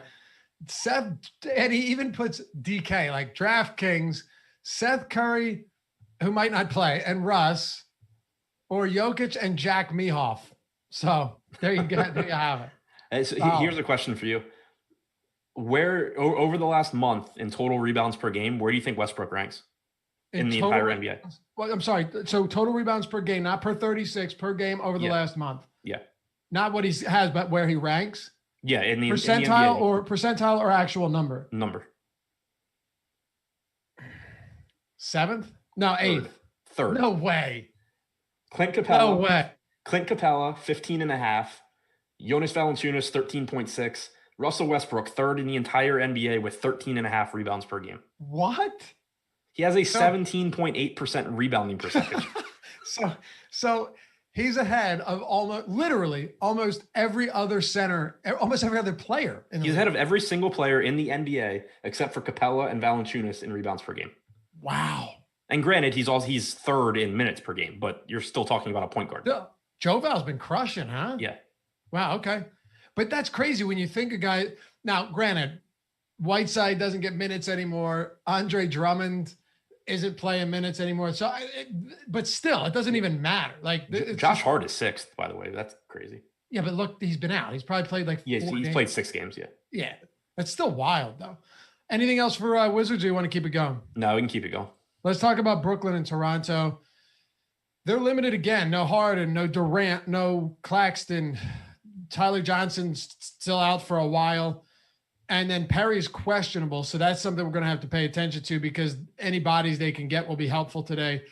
I think they still have 9, and they'll have a 10th on Friday if these guys are all still out. But I'm assuming that won't be the case. So are you still seeing 9? Yeah, 9 or 10 if Perry plays. Right. Yeah, I'm sorry. Right. So if Perry plays, you have 10.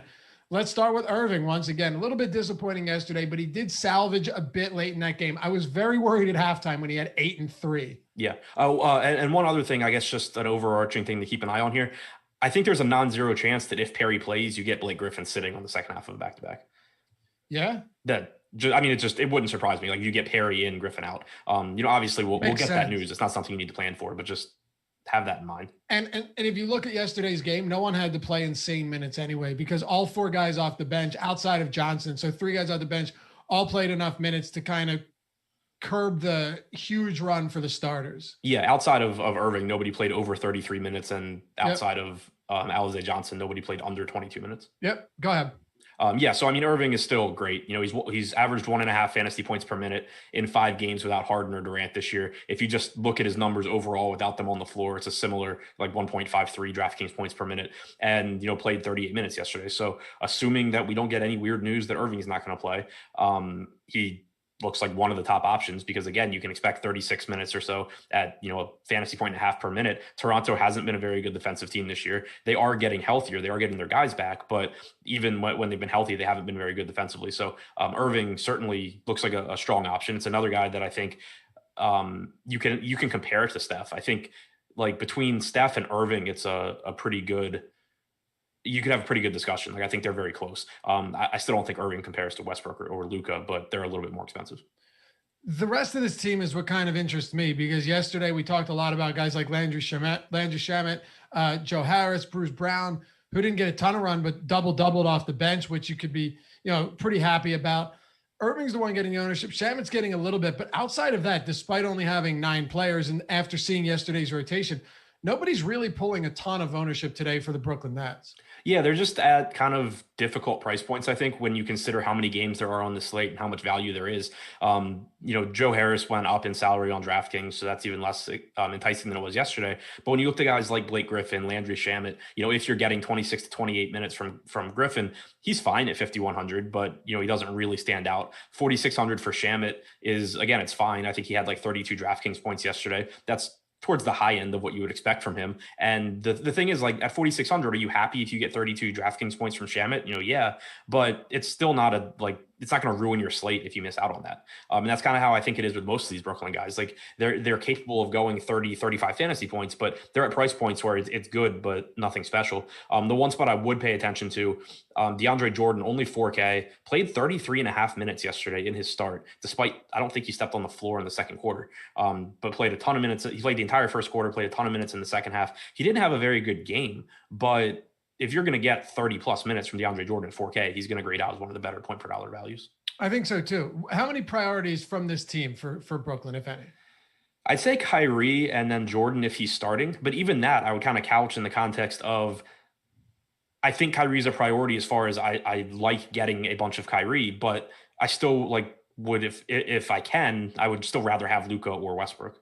Okay. And yes, over on there, Awesemo actually is Alex Caruso. That's how he gets all the inside info on. Yeah, he's like Alex Jones and Bill Hicks. What about Toronto now that they're healthy? If you get that reference, you get that reference. Yeah, Toronto, I think, is one of the least appealing teams tonight, just because they are all coming back at once. And you see this, nonstop throughout the season, where prices go up a little bit because certain guys are out. And then when they come back from injury, it kind of makes it so the entire team is overpriced. they're still at price points where they can do well. Like Van Vliet certainly can outscore an $8,200 price tag. Siakam can beat 8,700. But when you think in terms of probability and start comparing them to all the other options on this slate, even in what should be a pretty high scoring game against Brooklyn, it's just really difficult, I think, to prioritize anything here because they're just all priced for the team to be shorthanded. So pretty much Toronto's just an easy off the map type of option. Yeah, I'm throwing Toronto in with the Cavs.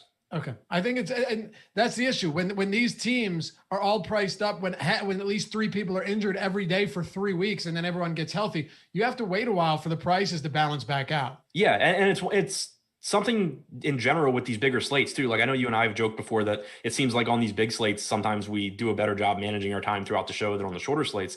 It's because you can really like just write off entire teams to some extent, because when you have this many games, there's just going to be so many teams that are shorthanded that you have multiple plays from those teams that you get teams like Toronto, and it's okay to just be like, look, that none of these guys stand out because there's so many other good spots. Yeah, I think we actually talked about that last night and today on the strategy show. You don't have to feel like you got to find guys from every single game or from every single team. Speaking of Oklahoma City Thunder against the Indiana Pacers today, on the Thunder side, well, the Pacers side, we know that we're going to spend some time on that one. But for the Thunder, we just had ownership updated like 15 minutes ago by our guy, Alex Baker, Awesemo himself. Some may know him as Alex Caruso.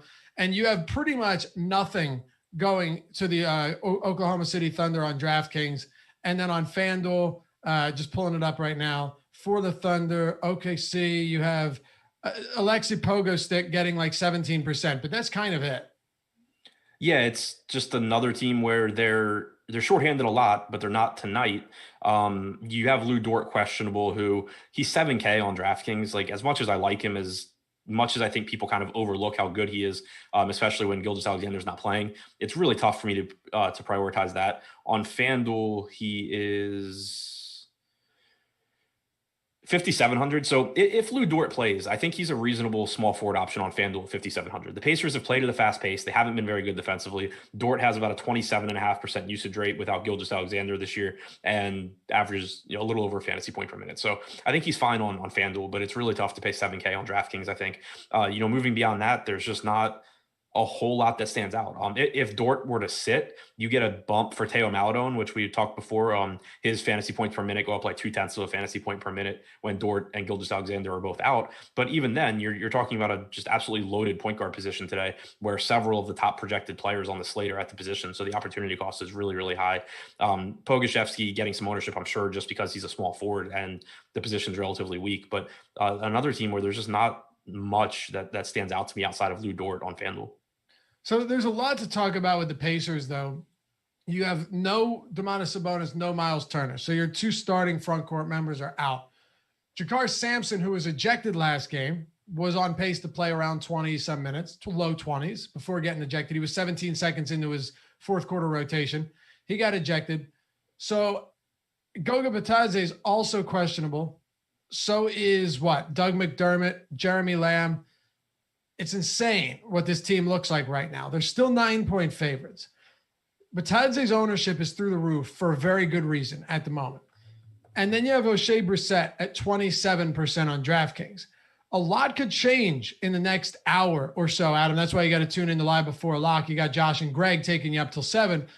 But right now, as it stands, both of those guys make for really solid options. Yeah, especially Goga on DraftKings at 4,200. He's 5,400 on FanDuel, which is still fine, but 4,200 looks really good on DraftKings. He only played about 23 minutes in his start last game, but he dealt with some first quarter foul trouble, and then he left the game early with an injury in what was a non-competitive game at that point anyway. If he plays and is able to avoid foul trouble and injury, I think it's likely you're looking at 26 to 30 minutes from Bitadze, who's over a fantasy point per minute guy. So he looks like a great value. O'Shea Brissett started and played like 24 minutes. He was rewarded with a 2 or 3 year contract extension yesterday, I believe. If he's back in the starting lineup, he's played 25 games in his career going back to his time with Toronto. He's averaged about 3/4 of a fantasy point per minute. That's not the most exciting thing in the world, but for a $3,100 option that's going to play 26 minutes or so, assuming if he's in the starting lineup, that's a very good value, especially because you can roster him at one of the forward spots, which is a little bit more difficult to fill out today. So both of those guys look like great values. You can take shots on Edmund Sumner if especially like if Lamb or McDermott were to sit, because the minutes are just going to be there where he probably plays mid-20s. And then Brogdon is going to have to take on a bigger role offensively. He's played 4 games going back to the start of last season without Sabonis and without Turner. He's averaged 1.23 DraftKings points per minute, just north of a 30% usage rate, about a 34% assist percentage, still priced for Sabonis to be playing. So I think Brogdon is underpriced and one of the better mid-range options tonight. I'm a Tulsa dog. What took you so long, brother? Welcome to the team. I'm looking at the rest of Indy, and I just see so many moving parts. And yes, Steven, that we mentioned it. Jakar Sampson is suspended for this game, so that takes another player out of the rotation for them. Right now, though, Adam, I don't think we have any true answers. We just have to assume that Bitadze is active and that all of these guys are going to be active. I will ask you this one scenario question, though. Let's just say, hypothetically, because it's very possible that it happens. Let's just say Bitadze and McDermott are also out, 2 guys that are going to be occupying a lot of space in the front court if they play. Jakar Sampson already ruled out. Domantas Sabonis out. Miles Turner out. If that's the case, first of all, I think we can agree that Brissett's going to be like 50% owned in that event. But aside from that, who ends up getting the opportunity? Who ends up getting the work here in the front court? They're going to be forced to go very, very small, and I'm not sure it'll even matter against OKC. I was going to say it's purely a guessing game, really, because they don't have like centers. So it's kind of whoever you'll be able to figure it out basically by who they start. And right now, obviously that would be a guessing game, but they're going to have to play small if Bitadze is out, and it's kind of just, they'll probably, Keelan Martin would probably be the next guy up, I would think.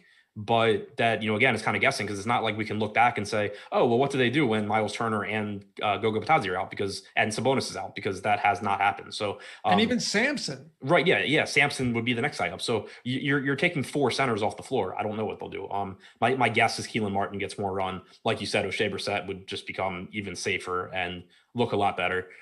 You would get, Malcolm Brogdon, probably Brogdon or LeVert shooting every time down the floor pretty much. But yeah, you'll get an idea of what they're going to do by their starting lineup, but it's kind of uncharted territory. Well, we'll keep it a close watch on this one. Maybe we'll get news sooner than later. 7 p.m. lock. So this is one of the 5 games that locks right at the beginning of the slate. Hopefully we'll get news sooner than later, and it'll make it a little bit easier on us. Let's move to Philly and Phoenix. The Phoenix Suns in Philadelphia are 3.5-point favorites. This moved from 1 point to 3.5 because not only were Harris and Simmons questionable, but now Embiid and Seth Curry are questionable as well. Pretty low total, sub 220. It's sitting 219.5. The Phoenix Suns have just been one of these teams, and I think you and I have said it so often this season, they've been pretty accurately priced for the large majority of the season.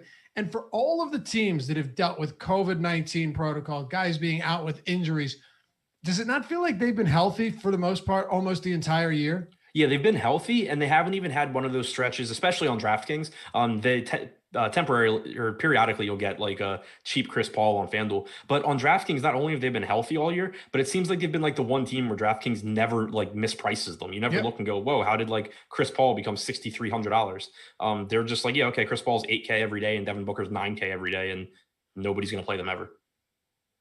So are you not going to play them ever today? Yeah, it's still, it's a tough matchup against Philly. If all of Philly is out, obviously it gets easier. Like if you take 4 guys out of that starting lineup, then the matchup becomes better. I do think there's decent pricing on, like if you look to DeAndre Ayton at 6,600, it's not the worst price tag, especially if Embiid were to sit. But still, there's so many good centers on this slate, both at the top and at the bottom in terms of value, that Ayton's not going to stand out really, regardless of what Philly's doing. Mikal Bridges, Jay Crowder, those guys can be used to round out lineups because they should play, Bridges should play 30 to 32 minutes.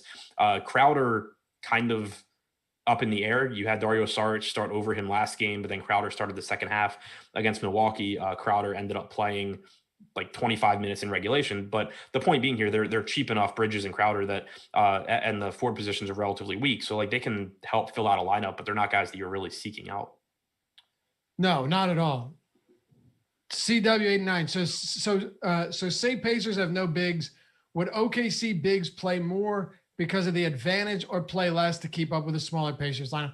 See, it's really tough because they have nothing to play for whatsoever. So. Yeah, and it's always tough in those situations too, because it kind of depends how the game is going. Like Yes. If you're getting smoked because your big guys can't handle anything and you can't track guys out to the, yeah, exactly. Right. Like, yeah, if Doug McDermott comes out and just knocks down 5 wide open threes as Moses Brown tries to close out on him, they're probably going to take Moses Brown out of the game. If he's missing those threes, or if Brown is doing a good enough job of getting out there. And you're out rebounding them 28-5 in the first half. Right. Yeah. And it's also a coaching tendency thing, which it's tough with Oklahoma City, like you said, because they're not playing. Oh my God. I'm sorry. Batadze's out. McDermott's out. Jeremy Lamb's out.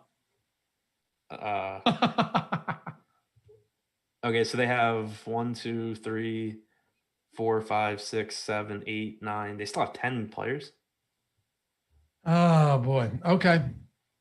Yeah. Okay. So they have 10 players and they're probably just going to like run around the perimeter the entire game and just jack threes. Brogdon, top play for you? Yeah. I mean, he already was. It doesn't really change anything. Right. Yeah. I mean, exactly. It's more so just a minutes factor in the front court. Yeah. Now. I mean, it increases the chances to get their asses kicked, but they're playing Oklahoma City. So that's still not really that high of a chance, I don't think. Yep. Yeah. I mean, Brogdon and LeVert are going to just have massive usage. You could see TJ McConnell play more because why not? Right. It's really tough. Let's see what the starting lineups look like. Yeah, I'm really interested to see what that looks like. Like my guess. So what did they go with last? All right. So my guess is that it's going to be Brogdon, Sumner, LeVert, Brissett. And you said McDermott was out, right? McDermott's also out. So is Jeremy Lamb. Yeah. Okay. And Keelan Martin would be my guess, but who knows? I do think. I mean, yeah, I was going to say, I think McConnell is kind of like a sneaky play, but he's a point guard. So like the risk you're taking on because the opportunity cost is still so high. It's just that, you could just see them say, look, we don't have any bigs anyway, so we may as well just run a bunch of Brogdon, McConnell, LeVert lineups. But, even then, like you're giving up a point guard spot kind of on speculation. So I'm definitely interested to see what the lineup looks like. I think it solidifies O'Shea Brissett as a really good play. I think it potentially opens the door for 3K Keelan Martin to be a really good play as well. All right. Hey, give us the strength to keep breaking down this insane slate. We're not even close to there yet by hitting that thumbs up. Let's at least get it up north of 350, 400. I don't know. Help power the stream here today, fellas. We're going to need it. Going to Philadelphia, I hammer this home all the time. If you have your alert set and Embiid, Simmons, and Harris and Curry are all out and Doc Rivers just kind of concedes this game, you're going to have an opportunity to get on a line that's going to swing like 8 points. It already moved from 1 to 3.5. It's probably going to move to 10 if that happens. And you're going to be getting the Suns laying 3.5. 3 is some spots. So go to OddsShopper.awesemo.com beforehand. See where the good odds are at. Shop around on these books so you know where the good ones are. You get some of these retail books that are just copy pasting other ones and they're not setting their own lines. It's a great opportunity to take advantage of it. Even on days where you're not waiting on news. Just always make sure you're shopping the best odds. It's totally free over there at oddshopper.awesemo.com. You can search all of the player props you want just by typing the names in, by filtering any stat you want, any prop you want, all of the sports. You can track your bets. You can have notification, you name it, totally for free. And if you're thinking about signing up on some of those books because you want to shop around and you want to make sure that you have a bunch of different books that you can bet on each day to have a bankroll in there and you're not signed up yet, definitely use the links in there because you're going to get 5, 6 insane, like $500 free bets. I saw a risk-free $1,000 bet the other day. I don't know what it is, but customer acquisition is a real thing right now with sports betting opening up everywhere. Take advantage of that. Go to oddshopper.awesemo.com and check it out. If you have any questions about how to use it, feel free to hit me up on Twitter too. All right, Philadelphia. This is a mess too, Adam. Simmons, Embiid, Harris, Curry, they're all questionable. Yeah, in the deep dive, I basically just said like tune into the deeper dive and live before lock. Hopefully, we'll have more information by then. Right now, we don't. So, Embiid's a really good play if he plays, regardless of who else is playing for the Sixers. If Embiid is in, he's the guy that, like, no matter what else is going on for the Sixers, he's going to look like a good play. It's just a matter of how good. If Simmons and Harris play, you get for the season, he's averaged about 1.6 DraftKings points per minute. Not a great matchup against Phoenix, but basically a matchup-proof player. So if those guys are in and Embiid looks really good, I would still put him behind Jokic at a similar price point just because Jokic, is playing without Murray and probably plays a couple more minutes and looks a little bit better. But if you take Harris and or Simmons out. Embiid has played 6 or 7 games without each one of Harris and Simmons this year. He's averaged between 1.85 and 1.9 DraftKings points per minute in those games. So you're getting a lot more work for Embiid. You're getting a lot more production from him if either or both of Harris and Simmons are out. If that happens, then he's in the same territory as Nikola Jokic. But one thing to keep in mind, and we saw it last slate when they were ruled out, because it was a slate where you had Jokic. Embiid ended up, at least in some of the tournaments that I was paying attention to, Embiid ended up being like 50% owned and Jokic was 27%. And you see that happen a lot when there's like new information that comes out. Even if it just makes Embiid project about like almost identically to Jokic, you just see everyone flock to the new guy. And so that is something to pay attention to, where like, if Simmons and Harris are in, Embiid will almost definitely be lower owned than Jokic, and Embiid is in play as like a tournament pivot away from Jokic. If they're ruled out, he's going to be projected about the same as Jokic, but you're probably going to see more ownership go to Embiid than go to Jokic. It's totally a psychological thing. You're absolutely right. I say it all the time. It's the flavor of the week type of deal, right? It's also the reason why people will keep paying, probably overpaying for a guy that's getting minutes and it's getting more opportunity with a bunch of other players off, even though his price now reflects his expected production. So. Right. And the reason it's notable here is that Embiid's priced up. We're not talking about like Embiid being $9,600 and those guys being rolled out, because then of course he gets more than Jokic. The point is that they're basically the same price. And when you say Embiid and Jokic are the same price, if Harris and Simmons are in, it makes it so Embiid is technically overpriced because he's the same as Jokic. But if you take them out, they're the same, but everyone's just going to go to Embiid. So it makes Jokic a better tournament play than he is otherwise if Harris and Simmons sit. Is that all you got for the Sixers? If Embiid sits and Harris plays, play Harris. If Embiid and Harris sit and Simmons plays, play Simmons. If everybody sits, you're going to get Shake Milton, you're going to get Korkmaz, you're going to get Thibault playing a bunch of minutes. I mean, we can look back at last game where Embiid played and Simmons and Harris were out. The game got out of hand late, but you got 33 minutes from Embiid. You got 35 from Curry, who's also questionable. You got 33 from Green. Shake Milton played 20. Thibault played 31. Like, they went really deep. It is concerning. They went really deep into their bench. George Hill played 18 minutes. Maxey played 16.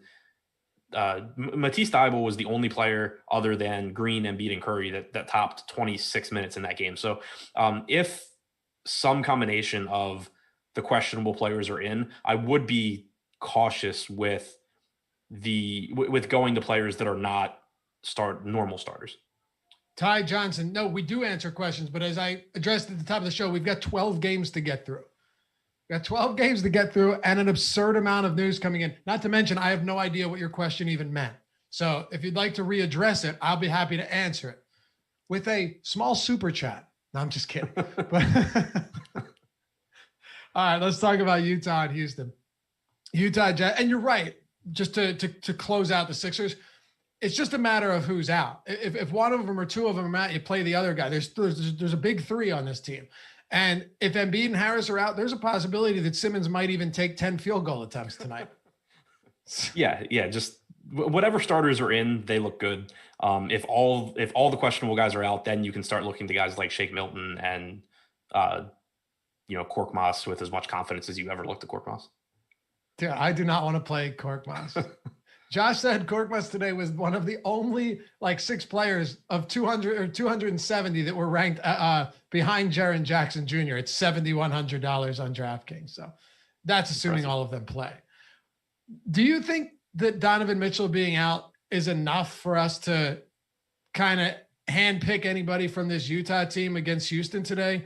Or should we just be looking elsewhere since we're seeing some of these prices adjust already anyway? Yeah, I think it's a huge deal. I really like this Utah team against Houston. They're coming off of a tough matchup against the Lakers. It's about as drastic a difference as you can get going from the Lakers going to Houston. The Rockets, the least efficient defense over the last month. They're 10th in pace over that time. But I've talked about it before. The thing is, you can't just look at Mike Conley's rates without Donovan Mitchell on the floor this year, because almost all of those minutes have come alongside Jordan Clarkson. But because the rotation has to change with Mitchell out, you're going to get half of Mike Conley's minutes without Clarkson or Mitchell on the floor. And under those minutes, he's a 30% usage guy, 40% assist percentage. Clarkson, similarly, about half of his minutes are going to come without Conley. So we've gotten 4 total games now this year where Conley and Clarkson were active and Mitchell was inactive. Conley's averaged 1.31 DraftKings points per minute in those games. 31.5 minutes per game, 26% usage rate, 41.7% assist percentage. So I think Conley looks really good. One of my favorite mid-range point guard options. And then Clarkson not far behind him. Clarkson, 1.14 DraftKings points per minute, 31.6% usage rate. He only has a 3% assist percentage. So that is going to come up just because there's no way it stays that low. But it is the big difference, I think, between Clarkson and Conley is that Clarkson's going to be a high usage guy that gets peripherals, and Conley's going to be a high usage guy that gets peripherals. Clarkson's going to be a high usage guy. So would you say your priority options, or would you say there are priority options for Utah? Sorry, I'm trying to pay attention to news as it keeps coming in. Yeah, so Conley, I think, is a priority. Clarkson, I think, is a very good play. And then you can also look to Joe Ingles, who should play 32, 33 minutes, average around a fantasy point per minute. Rudy Gobert, if you're going mid-range at center, I think is the best mid-range center option. Like I had said before, it's kind of tough because you have value at the position and you have guys to pay up for. But now with Goga being out, it does open up a little bit more exposure, available at center. Gobert has averaged 1.3 DraftKings points per minute this year, 1.36 in the games without Mitchell. Should have a very good game against Houston, and he's pretty cheap. So, I think, Conley's my favorite guy here. And then I would say Gobert, Clarkson, Ingles also are all very good plays. All right, Damian Lee out for the Warriors for whatever that's worth. Lou Dort is also out for the Oklahoma City Thunder. Does that change your mind on anything if we were to backpedal for a minute here? Damian Lee being out is kind of interesting because we didn't get a starting lineup, did we? No, and Isaiah Roby is now. I don't think that really matters. It's just funny. It doesn't, but why is it always Roby? Yeah, I don't know. That's weird. He's questionable now, is what I was going to say. Yeah. So anyway, what I was going to say is Kent Bazemore started last game. He's only 4,300. He started even with Oubre back. He played 14 minutes, but a big part of that was because Damian Lee played 31.5 minutes off the bench. So it solidifies Bazemore's minutes if he starts to where there's a good chance I think you're getting back to like 26 minutes. Again, there's going to be enough value on the slate. I don't think that's super important, but he is a $4,300 guy in a game with a 240 total. So that's worth mentioning. And then Dort being out, I don't think changes a ton because OKC is at this point pretty much priced for that, but it does make Theo Maledon look a little bit better, as I'd said before. Okay. Well, at least we have little topical news here. Perfect timing. John Wall, who was listed as questionable with that migraine throughout the day, is active. So let's flip over to that side. We're in this game already. John Wall's going to play. Then outside of that, it's just like Daniel House that's out and Sterling Brown and the like. So can you get to Wood or John Wall or Linnick or Kevin Porter Jr. today? I don't really see it. The one thing to point out, and we say it all the time about John Wall, is that he has some of the highest involvement in his team's offense for anyone in his price range, which gives him a little bit higher ceiling. But that's not even really the case today because you have to consider that Malcolm Brogdon's playing without Sabonis and without his whole team except for Karis LeVert, and that Conley's playing without Mitchell. So whereas normally you would say, okay, well, John Wall's not the most efficient player, but his usage rate is just way higher than Brogdon and it's way higher than Conley. That's not even the case today. So you have a tough matchup against Utah. You have close enough to healthy Houston team. It's just another team where, it wouldn't be surprising if Wall or Wood have a good game, but if they end up being like the best play in their price range, it would be pretty surprising. Blake Griffin will play. Good. Do you want to keep moving then? We got 6 down. We still got 6 to go. Yeah. All right. Atlanta and the New York Knicks. Let's hop on this one. The Atlanta Hawks, 1.5 point favorites, 219 total. Trae Young, Clint Capella, Bogdanovich, Collins. Pretty healthy team. Danilo Gallinari and DeAndre Hunter are out, but that's all we're dealing with today. And Tony Snell, if you want to throw him, if you want to lump him in with this, it's not the best matchup against the Knicks. One of the lower projected scoring games of the day. Do you like anybody from the Hawks tonight? This is one of the teams where on yesterday's slate, I'd have some interest, but here I kind of don't. 9,200 for Trae Young, 8,900 for Capella. They're both perfectly fine price tags when you consider that Young is around they're both around 1.4 fantasy points per minute. But when you consider the alternatives of their positions, Young has Kyrie, Westbrook, Doncic, Curry, and others. Capella has Embiid, Towns, Jokic, and others. It just becomes really, really difficult for these guys to be anything more than just like contrarian dart throws in tournaments, basically. Okay. And please, if you're going to post news in chat, right? Don't just say Junior is out or Porter Jr. is out because, well, Porter Jr. is not out, but there's a lot of juniors out there. Troy Brown Jr. is out, not Kevin Porter Jr. Not from what I've seen. There's two. Actually, no, never mind. Yeah. What? Nothing. There's 2 Porter Juniors, yeah, but there's also I got it mixed up with. I was thinking Carter Jr. I got Porter Jr. I got Otto Porter Jr. and Wendell Carter Jr. mixed up. So I was thinking 3 Porter Juniors. Yeah, I was thinking there were 2 Porter Juniors on this slate. Right. But there's one. No. Well, but Otto Porter Jr. is already out. Okay. And then there's Michael Porter. Yeah, that's what I'm saying. It's just confusing. We're good. There's 2. Well, yeah, but there's only one that is active. Why? Because Otto Porter Jr. is inactive. But what about Kevin? Oh, right. And Michael. Okay. Yeah. That's what I was talking about. Yeah, I was thinking Otto and Michael. Yeah, it's very strange. It's an interesting name. There's a bunch of them. Maybe we'll get another one next year. Do you like anything from the Knicks? Alec Burks is out for him, and that's it. Yeah, the Knicks are kind of interesting here because just how many minutes they're going to play. You're getting 39 minutes a game over the last month from Randall. That's ticked up a little bit with Burks being out. It's hard to prioritize Randall when you compare him to, Jokic, Westbrook, Doncic, all those guys. But anytime you're getting 40 minutes from a guy that averages 1.3 DraftKings points per minute, he's going to have some value. The other guy that I think is worth mentioning is RJ Barrett. He's not a great fantasy guy. Like he's around 0.85 DraftKings points per minute, but he's played 46, 40, and 39.7 minutes. Kevin Porter Jr. out. Sorry. Perfect timing. Sorry. Apparently chat saw it before I did. It didn't pop up until right now for me. So sorry, go ahead. Now there's only one of them. You were right the whole time. I knew what I was talking about. Yeah. So anyway, RJ Barrett, if you land on him, it's fine, especially on FanDuel where you do have to roster the 2 small forwards. You're probably getting about 40 minutes from RJ Barrett. What he does with those minutes, who the hell knows? But he'll be on the floor a lot. Dude, hold on a second. Just give me a second.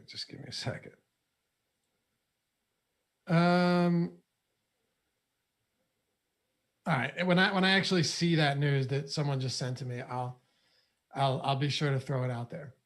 And trust me, we're trying to juggle all of this at once while doing a show. I just want to make sure it's always confirmed before we do that. You hear Spags talk about that a lot. It's not helpful unless I see it, and I'm sure it was confirmed from another source. I just didn't see it there. And God, do you want to go back to Houston? Yeah, you kind of have to because Porter is actually a big part of that team. Yeah, go ahead. Josh, where are you seeing John Wall's out? What? I don't know where Josh is seeing that John Wall is out. I just saw that he was in. I'm seeing he's available to play. Yeah, I don't know. I'm going to assume he's in until maybe he gives me some information that I'm not seeing. But go ahead with Kevin Porter. Okay, yeah. So Porter being out opens up more usage for Wall, but it's still a tough matchup. I'm still not super excited about Wall. I'm guessing you get Avery Bradley in the starting lineup at 3,500. 28 minutes of Avery Bradley, still not that exciting in this spot. So I still don't think it really makes anybody a priority. Like you're going to get more opportunities for Olynyk, for Wall, for Wood, just because Porter's not out there taking shots, and Avery Bradley's a lower usage guy. But with the pricing where it's at, I don't really think it's enough to move the needle for me. All right, cool. Then let's keep going because we got about 22 minutes to make this happen. And I want to get to our Awesemo Hall of Fame as well. I think this one might make it a lot easier for us to breeze through a couple of these.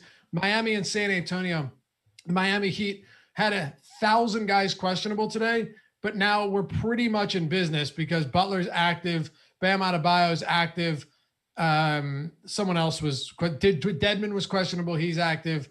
You just have Oladipo out, Tyler Hero questionable, and then Andre Iguodala off the bench is out as well. So San Antonio is healthy. I don't know if you have a lot from this game, but I'll let you hit on both sides of it so we can keep moving and get to the good ones. Yeah, I don't have much of anything from this game. I will mention Jimmy Butler just because obviously he's really, really good. On FanDuel especially where, again, you have to roster 2 small forwards. It's not a great position. With all of this value opening up, you could very easily, once you go to build lineups, just sort of end up in a position where it's like, oh, I have money for Jimmy Butler. If that's the case, don't get away from Jimmy Butler. He's good. It's just, without being in the process of building lineups right now, Butler doesn't really stand out, but it certainly is conceivable that he just ends up fitting into lineups really well, especially on FanDuel. Other than that, I don't really see a whole lot. Even if Hero's out, like you're probably getting 30 minutes from Nunn, you should get around 26 to 30 minutes from Dragic, but they're both at price points that I'm not really excited by. Adebayo is always someone that I can get behind, but at center today, it's just such a stacked position. Like I would rather go to Gobert. And then on the other side with San Antonio, really brutal matchup against a healthy Miami team. Very good defensively, played a very slow pace. I just don't really see getting to much of anything from the Spurs. All right, Detroit and Dallas then. We keep moving on here because there's got a couple games that I really want to spend some time on. I think it'll be a lot more helpful to all of you guys. Detroit 10.5-point dogs, 217 total. Killian Hayes is out. It's the only notable, it's not even really notable, injury from this game on either side. Do you like anything from the Pistons? No, not really, because this is another team where pricing has come up to where, like, when they rest half their team, they're a little bit underpriced, but when they're all playing, they're not. Sadiq Bey, if less value had opened up, I had some interest this morning when I wrote the deep dive, but that's pretty much fallen off. Like Dallas is a really slow paced team as well. So this is another game that, you have a 104 point or so implied total for Detroit. Not very appealing. Corey Joseph should start, I assume, and play around 30 minutes. He's played relatively well in Detroit, but not well enough that he really stands out for me. Mason Plumlee is mildly interesting as a value in tournaments at 4,800. But I think we're at the point now where you're going to see his minutes pretty much split with Isaiah Stewart when he does play. So it's hard to trust more than 24, 25 minutes for Plumlee. There's just not really anything from Detroit, I don't think. Is there anything from Dallas starting with Luka Doncic? Yeah, that's clearly the number one spot from Dallas. He's averaged 1.6 DraftKings points per minute in the games that he's played with Porzingis this year. He's averaged about 36 minutes per game. Detroit, not very good. Like there's nothing that out there that should slow Luka down. It's nice on DraftKings because you can roster him at small forward. So, I've mentioned a couple times on FanDuel that it's really, it can be kind of tough to fill out that position. It's a little bit easier on DraftKings since you can move Luka there. It'll make him a little bit easier to get into lineups. And I was kind of surprised at how low his ownership is for that reason, since you can put him in 5 different spots on DraftKings. But I do think I would put him behind Russell Westbrook just because, of Westbrook's rebounding basically. And so it's more of a luxury for me, I think, because I would put him behind Westbrook. I'd put him behind Jokic. And if anyone on Philadelphia is out other than Embiid, I would put him behind Embiid. Okay. Do you get to anyone else from Dallas? I know it's a team that we really don't talk about much outside of Luka. Porzingis is up north of 9K. And then outside of that, you just have a litany of role players on this team. Yeah, I mean, there's nothing really. I don't think, Porzingis is expensive enough where I don't really feel confident going there. Josh Richardson's been terrible this year. Jalen Brunson doesn't stand out on this particular slate. So it's pretty much Luka or bust from Dallas and mostly from this game.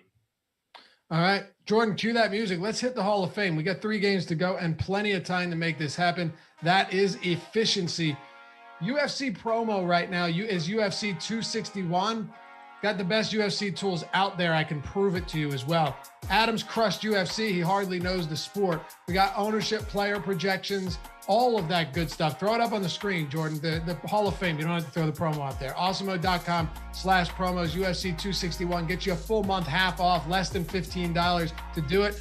All of our tools included. And if you do it now, it's good through the offer's good through Saturday. You'll get 2 pay-per-views. 2 pay-per-views included in there, along with all of the other ones over the course of the month that you've got the half off. So what do we got here? We got UFC. Steve Buzzard, the Colts, one of the best DFS players out there, just took down $67,000 in last week's UFC slate. Our boys Jake D and Greg Ehrenberg tied for first in the mini-max. Then you got Gene B. Kim taking down another $50,000 with the Awesemo logo because for some reason he sold his soul to the devil and can't lose. Then you've got a bunch of other players that we've got here. You're going too quick, man. You're going too quick. Why are you going backwards on me? Why are you going backwards? No, not Gene. Come on. The $600 one, the one that's out of 272,000 people. There it is. Buddy Curbs. That's not the right one, but it's fine because, you're right. My fault. 5 cent entry. $600 on 5 cents. BK Logic second. Same Awesemo logo. Amazing stuff. I think this is the same guy that said there were someone that had 272,000 entries and he took it down. It's fantastic stuff. You love to see it. Go to awesemo.com/join if you want to join the community, join the family. all of our tools, whether you want a week for under $4, you want to make an investment, do the year for all of our sports, or a month, whatever it is, we got you. Or if you decide you want to try and win a free month, download the avatar at awesemo.com/avatar. Tweet your wins to me, to Adam, and of course, especially at Awesemo, HOF, Awesemo Hall of Fame. Win a free month of Awesemo plus Platinum. It's like $100 value. I think it's $99.95. All you got to do is place first or top three in a field of 5,000 or more. And yes, it can be the nickel. It can be the quarter arcade, as long as the field is bigger than 5,000 people. Boom. We'll see you over there at awesemo.com. And I always say, if you do decide to sign up, you want to join the community, jump into our Slack chat, join the channels, join the office hours where you've got all the pros answering your questions every day and helping you become a better player. We'll see you over there. All right. Where are we at? Memphis and Clippers. All right. So let's go to the Grizzlies first. Against the Clippers, what did this adjust to? I didn't have time to adjust the actual line here, but I'm assuming we've seen some pretty significant movement. It is, okay, Memphis moved to -3. So Memphis is laying 3 on the road, 225 total. No Joe Val. And then you got Jaren Jackson and Dylan Brooks questionable. I can't imagine Jaren Jackson plays many minutes after missing almost 60 games this season. But how does Joe Val's absence affect us tonight against a very shorthanded Clippers team? It opens up front court minutes, especially if Jackson's also out. You saw Xavier Tillman get the start in place of Valanciunas once again last game. He actually played 31 minutes or so in regulation, 41 including the double overtime, but he's averaged a little over a fantasy point per minute and now 6 games started without Valanciunas. I would expect that you're more likely to get like 26, 27 minutes from him. But I think at 4,200 on DraftKings, especially with power forward eligibility, he's a pretty good value if he starts, especially if Jackson's out. And then it also opens up minutes for Brandon Clark, who played about 23 minutes last game. I think there's a good chance that you would see him pick up a couple of more minutes today. Another game back from his injury. He's about a fantasy point per minute player without Valanciunas as well. So both of these guys are decent values at power forward, even though in Tillman's case, the salaries come up a little bit.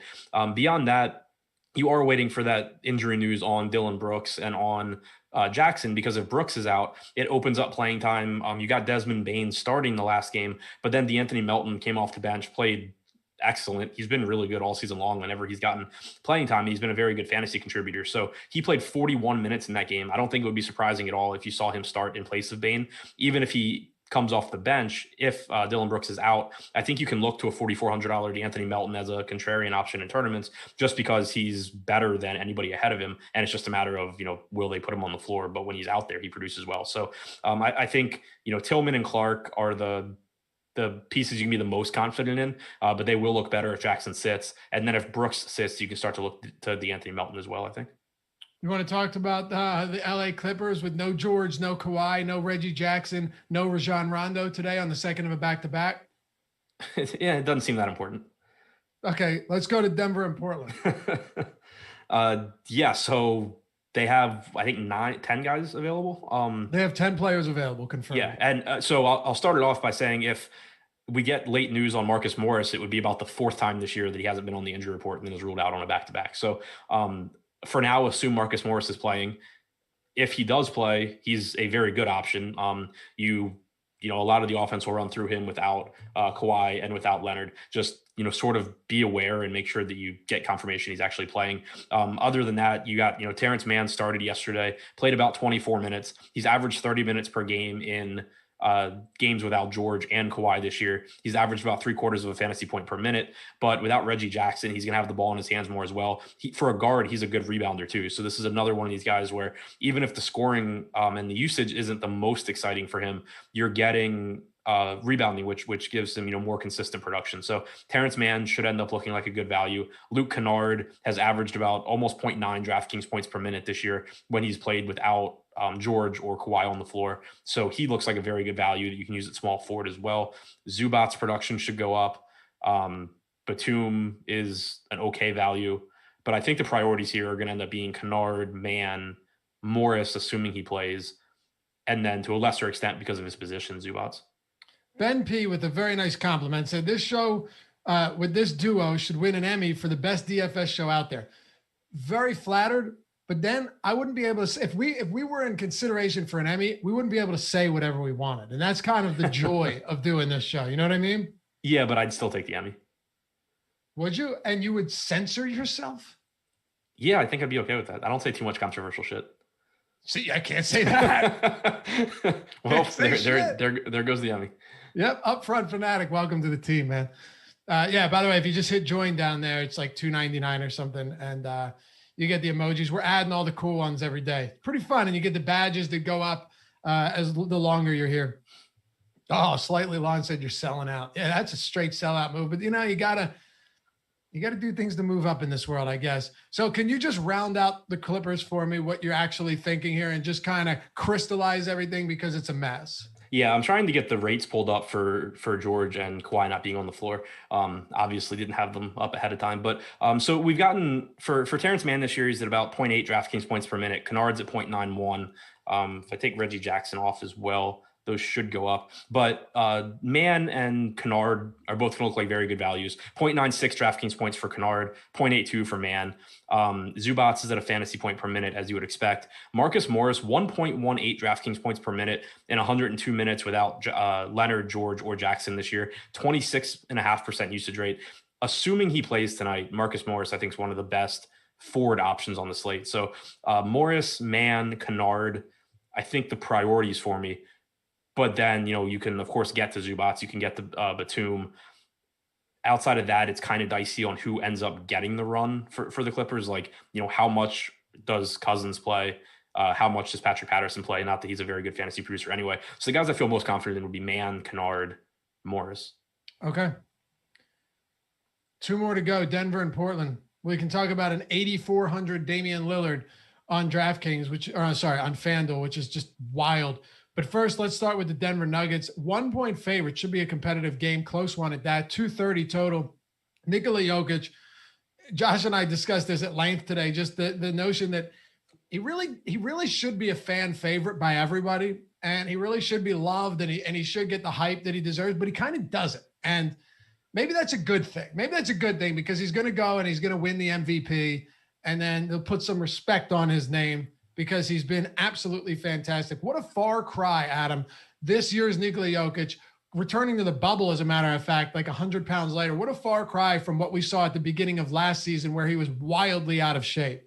Oh, whenever I think about how he's playing this year, I go back to when he first came into the league, and I'd roster him in DFS, and he would just get in foul trouble 3 minutes into every game, and just like it would piss you off because he would pick up like his first foul, and then he'd get mad about the call, or he'd get mad about a non-call at the other end, and he would just foul someone in transition just to like go bitch to the ref and get taken out of the game. But now he's great. He doesn't foul, knock on wood.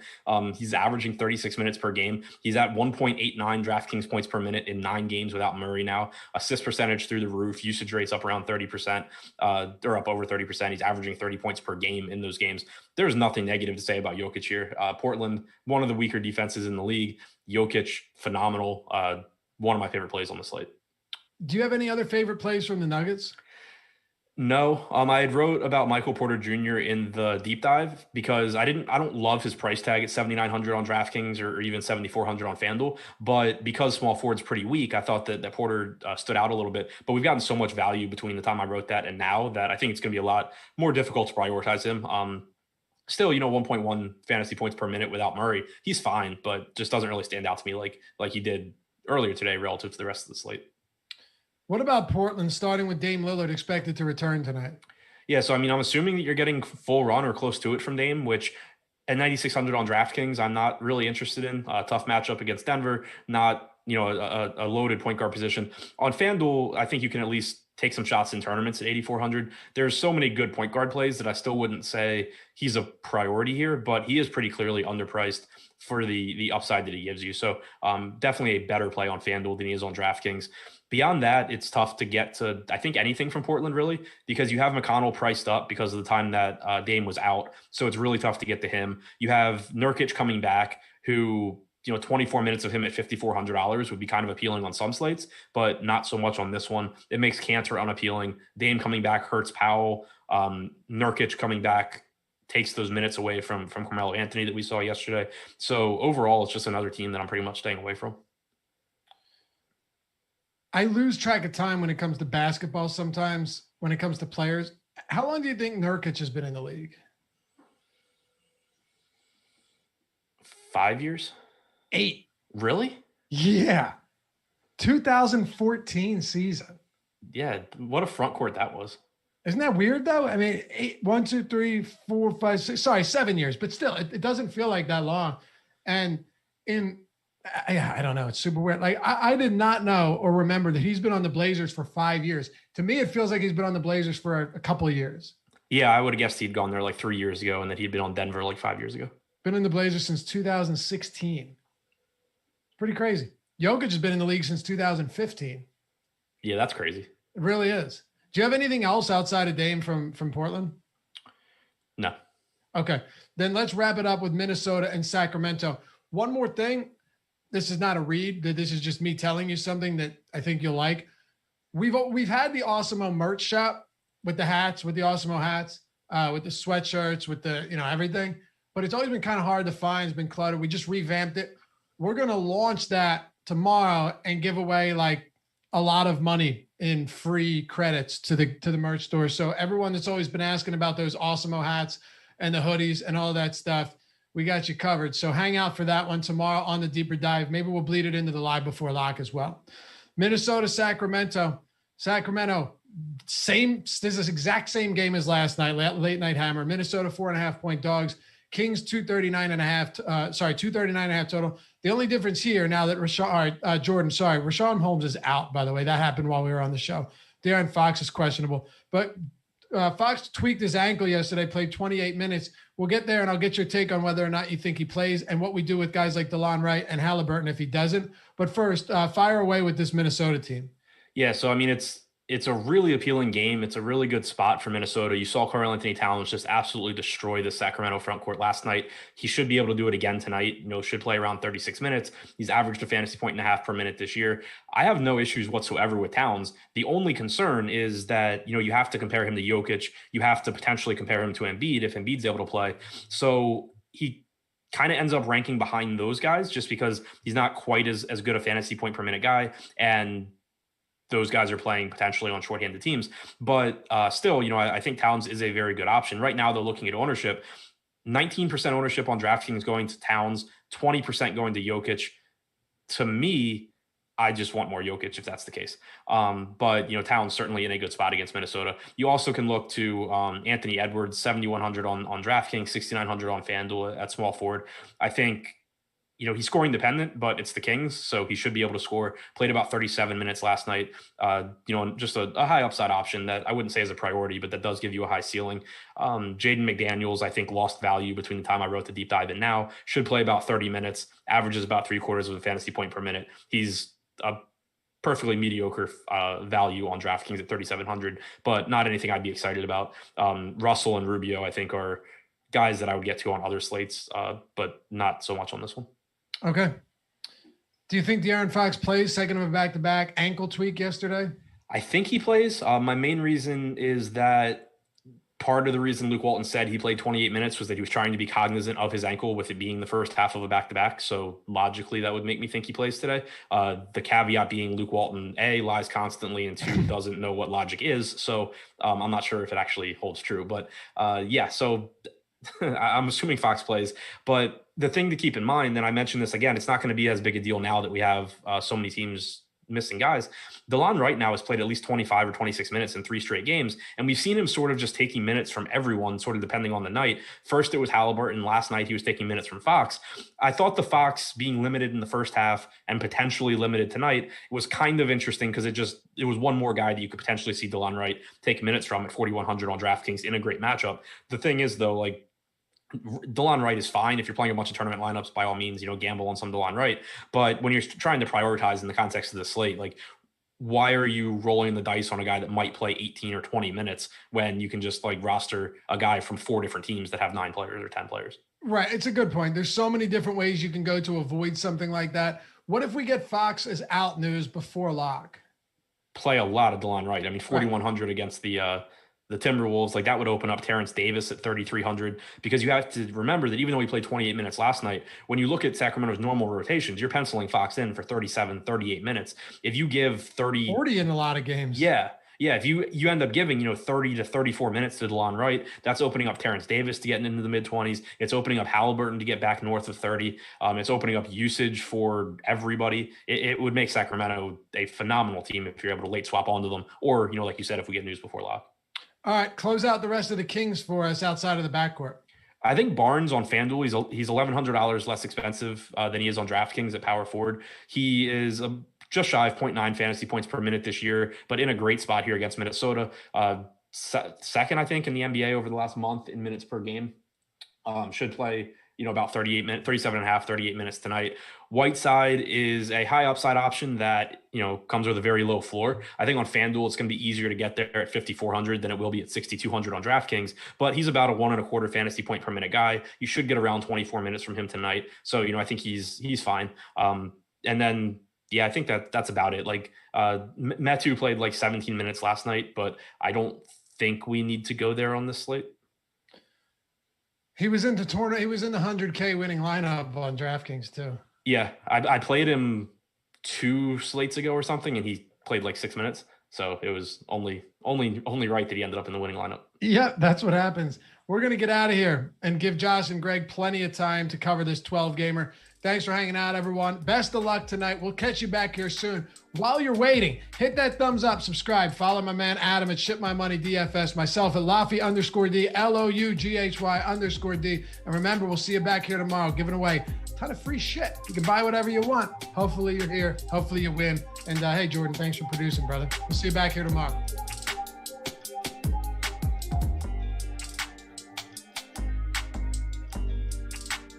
Later, boys.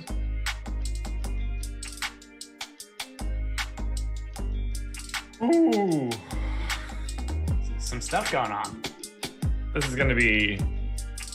Phew. Did you see Doc Rivers' statement? Yeah, everybody's on like the edge of playing or not playing. Oh my God. I don't know what to do with that kind of information other than want to punch myself in the face over and over again. Yeah, a lot of guys are on the brink, one way or the other. Yeah. Thanks, man. Super helpful. Oh.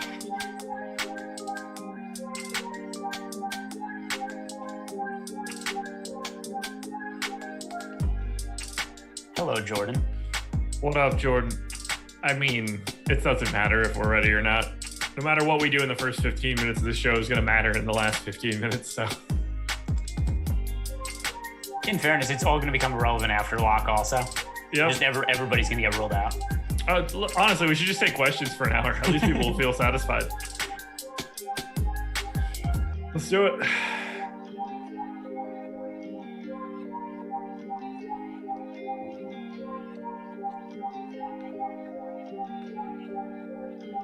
And we are live. Welcome to NBA Live Before Lock. It is Wednesday, April 21st. I am Josh Engleman. I am joined by Greg Ehrenberg. We are brought to you by No House Advantage. And boy, oh boy, no, we're not brought to you by No House. We're brought to you by OddsShopper. But look, here's the deal. And I want to be perfectly honest. I love No House Advantage. We've got a great product and free tools on the website, and you should check those out as well. But OddsShopper, also fantastic. It's the best place to find your lines. You need to shop around. And if you aren't shopping around, you are leaving money on the table. See, Jordan, I can do whatever. I'll plug everything I need to right out of the gate, man. They'll get ruled out later on today. That's all that matters. Greg, what's up? I don't know what to do today, man. Tonight's ridiculous. We just got a super chat that I think you'll be very excited to read because it's like an inside joke, but you'll enjoy the super chat we just got. So I will say that we basically got this exact same super chat earlier today, but it's from Soul Dope. Said, yo, Greg, thanks for passing on my message to my main man, Josh. I can't believe I left the lineup from the process show and was able to cash everything and triple up. Awesemo is awesome. Great job typing Awesemo is awesome, by the way, because I don't think that I could type that sentence any longer. But yes, Greg passed that message directly to me immediately after it came to you.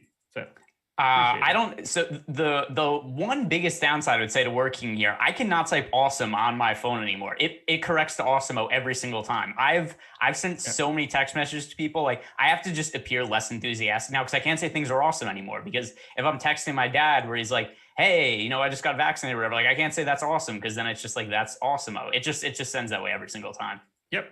We are on the exact same page. It's been 3 years of me not being able to type that word correctly. It is an incredible problem in my life, but I just don't type the word awesome any longer. It's really easy. You know what's not awesome? And I'm going to be perfectly honest. A 12-game slate where coaches, you mentioned it before, like Doc Rivers just saying that everybody that's questionable is on the brink of playing or not playing.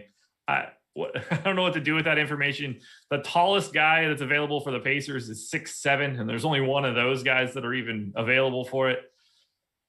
I'm just going to put it out to you right now. What are you looking at 6:04 that you think is undeniable for this slate? Who are your lock buttons now? And we'll revisit this at 6:59 if we have to. Yeah, I think we're going to have to revisit it about every 5 minutes or so during the show. But I think here's the easiest way, or I wouldn't necessarily say the easiest way, but here's the clearest thing right now. The pay up options, right? Like to me, Russell Westbrook is the safest pay up option right now. His floor has been ridiculous over the last couple of weeks now. I was looking at it before, just looking at his box score. He has triple doubles now in 7 of his last 8 games. The only game he didn't triple double, he missed by 1 assist. He scored over 50 DraftKings points in 20 of his last 21 games. So on a slate with a ton of uncertainty, I think the one thing we would say with somewhat amount of certainty is that Russell Westbrook is probably going to triple double and score somewhere in the neighborhood of 55 plus fantasy points. So if you're looking for one thing to build around, you'd be like, I feel good about this. It's Russell Westbrook. What the best value plays are going to be.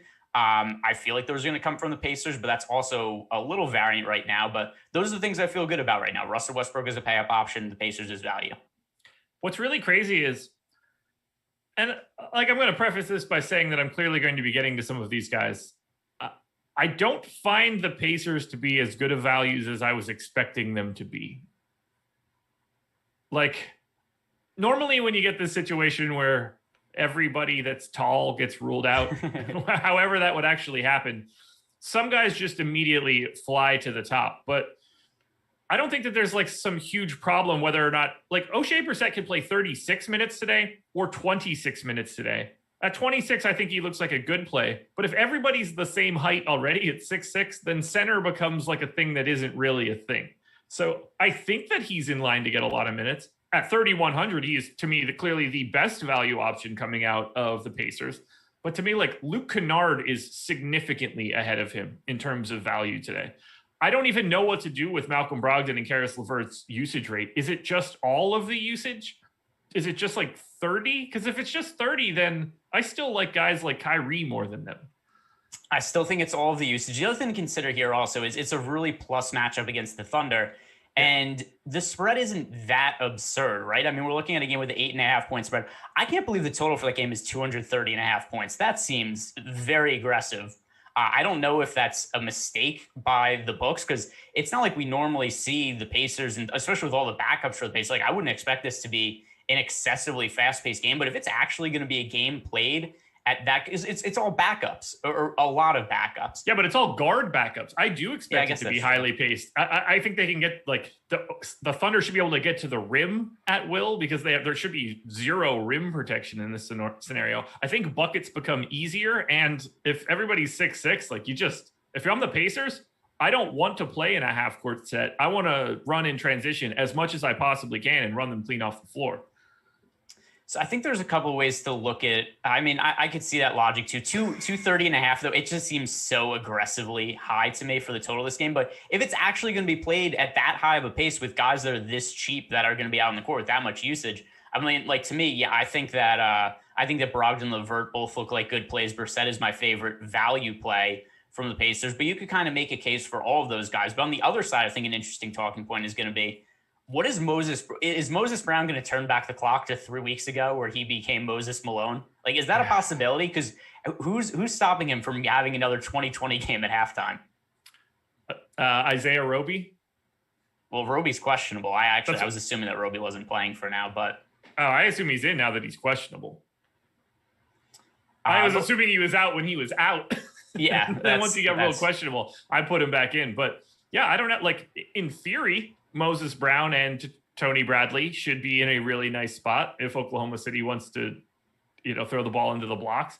I don't know what to think of this game. It's truly tricky. And I probably like 5 dudes from Oklahoma City and like 8 of them from the Pacers. And some of them on the Pacers, I'm not even sure who they are. If there were more holidays, how many holidays could play for the Pacers today? Let's see. Is there somebody that could add to the roster? I mean, Like, why not? Can they get Giroux for a game? I don't think Aaron. I don't think Aaron Holiday, unless Aaron Holiday starts, I don't think that he's one of the stronger options. I do like Justin Holiday a lot, though. Yeah, I agree with you there. By the way, super chat from Gene Kim, which is great. Nerd ass Gregory is an anagram for nerdy aggressor. Just saying. I don't know. I don't have anything to add to that. That's incredible. Yeah, I mean that's something the mind of a PhD would figure out. It is. It really is. Is there anybody that you see right now that's picking up a lot of ownership, just in general, that you are surprised to see? Let me refresh, because the last I looked, Goga Batadze was still in the ownership projections, so that kind of throws off everything a little bit. Don't refresh then.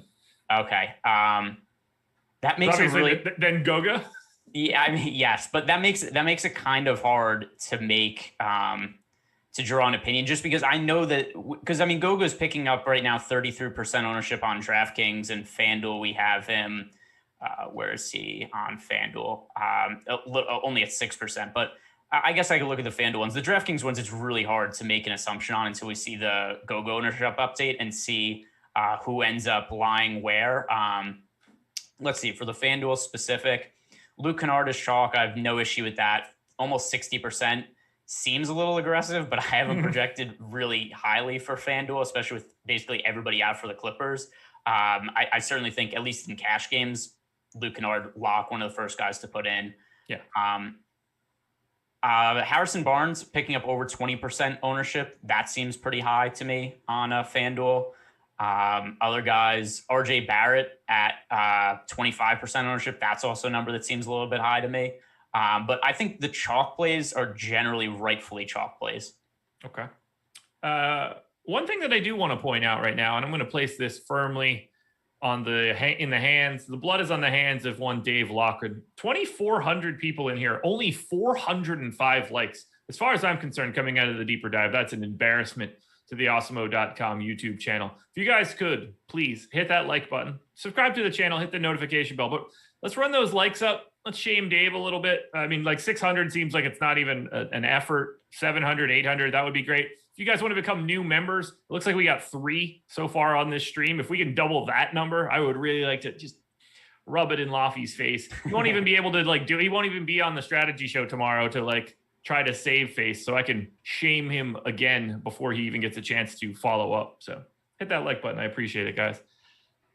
12 games, 5 of them clocking at 7:00. And we still do not have news on the Philadelphia 76ers, where the 3 best players on the team are all questionable. But they're on the brink. They're on the brink. So am I. What is your expectation right now for the Philadelphia 76ers today? And by the way, also of those guys we didn't mention, also Seth Curry is questionable to play, but I don't know how you could have reasonable expectation other than that Doc Rivers has put out weird sound bites all year, and none of them have been anywhat valid, ever. There was the time, remember, Joel Embiid 2 months ago was questionable to play with a back injury, and the reporters asked Doc Rivers before the game, what's the status of Joel Embiid? Is he going to play? How's his back feeling? It was either back or knee at the time, and he goes, I didn't even know he was hurt. And then the game walks, and then Joel Embiid gets ruled out right afterwards. So I don't know what to make of any of these comments. I can't tell you with any conviction that Joel Embiid, Ben Simmons, Tobias Harris, Seth Curry, these guys are all going to play or sit. I have no read on it. I will say this, though, for a betting angle, the Suns are currently favored by 3.5 points on the road in Philly. If we find out that all of these guys are playing, Embiid, Simmons, Harris, Curry, Sixers plus 3.5 at home against the Suns, especially the Suns in the middle of just a brutal road trip, that's a very strong bet. If all these guys get ruled out, Suns minus 3.5, that line's going to move to -8 or -9. So I do think there's a good betting opportunity here, but I don't know what to make of the actual injury report. It's probably something I'll bet during the show whenever we get news, if we get news on that. We got a super chat from Corey Jefferson. What is the best center option for a single entry on FanDuel? I think that would be Jokic at the top of the heap for me, at least. Towns and Gobert would be second and third. Let's see. So I'm going to say depending on what the ownership ends up being when everything updates. But Zubats, to me, is a really strong GPP play today, and the center that I have the most interest in. He's somebody who's already a pretty good points per minute fantasy producer. Then you take everybody off the court for the Clippers, just bringing through the entire injury report, because I don't think we've read it off yet. But Reggie Jackson, Kawhi Leonard, Paul George, Rajon Rondo, Serge Ibaka, Patrick Beverley, all out today for the Clippers. There's all kinds of usage opening up there, and I think a lot of it could go to Zubats. So guy's already a good fantasy producer. If he's going to get extended minutes today also, I think that he's looking really good. I have no issue with that run. I have Jokic because there's so much value on the slate now. Right now, the last we had, and I guess if we have an ownership update, that would change the game a little bit. We had Jokic and Zubac basically exactly the same on FanDuel and ownership. And if that's the case, I think that the upside of Jokic for the only center spot is tough for me to get away from. Zubac very clearly a fantastic GPP play, but if I'm playing one, I know that I'm probably already getting value at a $3,600 Luke Kennard. For him to fail, it would be really, really interesting to watch. I'll find out how it happens. O'Shea Brissett at 3,800. When I'm already getting that value at shooting guard and small forward, that would change it up a bit at center. Now, we are talking about single entry. If this is a larger field GPP, then I do kind of actually like you getting away from the cheap value at the regular positions and going cheaper at center. Yeah, and I guess this is something else, and kind of ties into the cheat sheet that the NBA syllabus we put together on most days for basketball. Is I think that point guard is a really strong position to pay up for today, especially on FanDuel. Russell Westbrook, Kyrie Irving, Steph Curry. I think all these guys have ridiculous upsides for different reasons. Russell Westbrook, just because he's been great pretty much every game. Kyrie Irving, because everybody else is out for the Nets. And then Steph Curry is on this ridiculous run. And the reason he's on a ridiculous run is because his playing time and usage is are both up as the Warriors are pushing for a playoff spot. So paying up for point guard to me is the way to go. And then you could save money at basically any other position. We're on the same page. Irving, Curry, Wall, Westbrook, Fox. Even if you want to consider $8,400 Lillard a pay up option, Luka, Trae Young. He's got those are just two more guys that are on the slate that are pay up options that have 60-point fantasy upside. Point guard is legitimately loaded, which is just nuts. And then I'm sure that the most essential point guard today will be Raul Neto at 3,600. That's actually kind of an interesting talking point for the slate. Let's see if we have which of the guys at the high end of the point guard position that are not picking up ownership do you think are most likely to break the slate? Define high end. Let's say 7,000 or higher. John Wall. What's his ownership in the last run? Yeah, 4%. 4% owned. I agree with that. Dame would be second for me. Really tough matchup for John Wall against Utah, but it appears he's healthy today. He was upgraded to probable on the injury report. He was dealing with migraines. Also, Kevin Porter Jr. is out, and Kevin Porter Jr. has picked up a pretty sizable role in the offense in terms of usage. And I just don't know who is going to shoot other than John Wall and Christian Wood. The amount of people that are answering Brogdon to the question of which guys that aren't picking up that much ownership are going to break the point guard slate. Spoiler alert, everybody. Malcolm Brogdon's going to pick up some ownership. Yeah, so Brogdon right now we have projected for 18% ownership, but that doesn't include the guys that are out for the Pacers yet. There's still Goga in the ownership projection. So I assume that's going to go way up once these guys are officially marked out here. Yeah, it certainly has to, right? There's There's no way around. It can't go down. No, it can't go down. It could only go up. And when you consider on DraftKings, we had Goga projected to be the second highest owned player on the slate, it's just going to be other Pacers that take that spot. Yeah, for sure. Yeah, ShipMyMoney said that Brogdon's numbers are better when both centers are out. Yeah, if there's a DFS mind out there in the public today saying anything other than that statement, you should go ahead and definitely not listen anymore, because yes, those guys are going to look a little bit better with the centers. Yeah, and by the way, and really, it's only Sabonis. They should both want Turner out there. Turner is not a usage thing. He would help actually. And to clarify, neither Josh or I are saying that Brogdon is not a good play. I was just saying what's a low owned play, and Brogdon isn't low owned, so therefore he doesn't fit the criteria. It doesn't mean Brogdon isn't a great play, because he is. Yeah, absolutely. I mean, again, there's like 15 legitimate point guards today. There's a lot of them.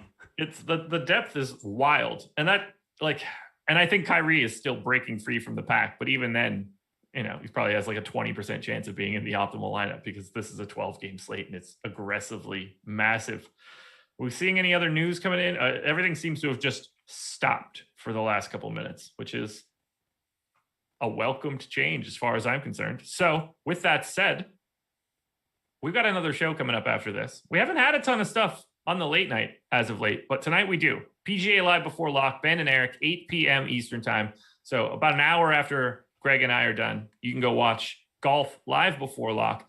And I think it's a really important show. This tournament is not the same format that you normally see on the PGA Tour. And I think it'd be very good. Oh, Dario Saric available to play. I think it'd be very good for you guys to see how they are changing up their builds and how they are changing up their strategies for a contest that is going to be a little bit different. So check that out. We've also got some free content on the website today. NBA Big Board is free. MLB Top Stacks is free. I believe MLB ownership rankings are free. Do I remember seeing that from Joey? MLB ownership rankings are free. PGA rankings are free. And the NHL Top Stacks tool are free for today. Okay, let's see if we got any ownership updates yet, if we have any other touchstones, because that is going to drive some of our discussion as we keep moving. Still nothing. Lots going on. You don't want to run it too many times because you might just think that you have to run it every 5 minutes. Wow, Kevin Porter Jr., health and safety protocols, out at least 3 games. Wow. Pretty big for you. That is going to significantly change best ball draft because a lot of the best teams had Kevin Porter Jr. just because he was a flyer in like the last round that has all of a sudden scored a ton of fantasy points. But yeah, I mean, so Kevin Porter Jr. being out, just going forward, like there is nobody to take shots on Houston other than John Wall and Christian Wood. I mean, Kelly Olynyk's been a little bit of a higher usage guy as of late, but then still, I mean, like, other guys that are in the lineup, like Avery Bradley, Jayshawn Tate, like Kenyon Martin Jr. is going to be getting extra run. These are not guys that I'm expecting to take a whole bunch of shots. Not so much at all. It's a lot of usage sinks plus John Wall and plus Christian Wood. So hence my answer of John Wall to that previous question of guys that are low owned. And he is somebody that I expect to continue to be relatively low owned in those numbers just because of how much value exists elsewhere. Doesn't pick up a ton of ownership one way or the other. All right, I'm staring at this crunch. I'm seeing a lot of Terrence Mann, a lot of Luke Kennard, a lot of O'Shea Brissett.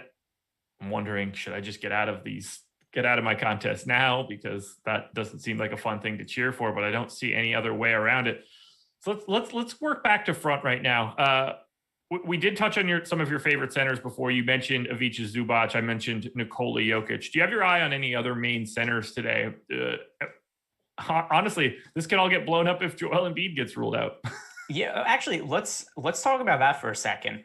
Let's exist in a fantasy world, which I think this is kind of important to hit on now because we might not get Sixers news until like 6:50, right? And the game locks at 7. And it could be hard for people to update their lineup. So if all these guys are in, I don't think any of them are especially strong plays. Obviously, if like Simmons and Harris are out, then we'd have to look at Embiid as a good play. But let's just say if all of them are in, then they all just become neutral plays. Who do you think becomes the primary value plays if all of them are out?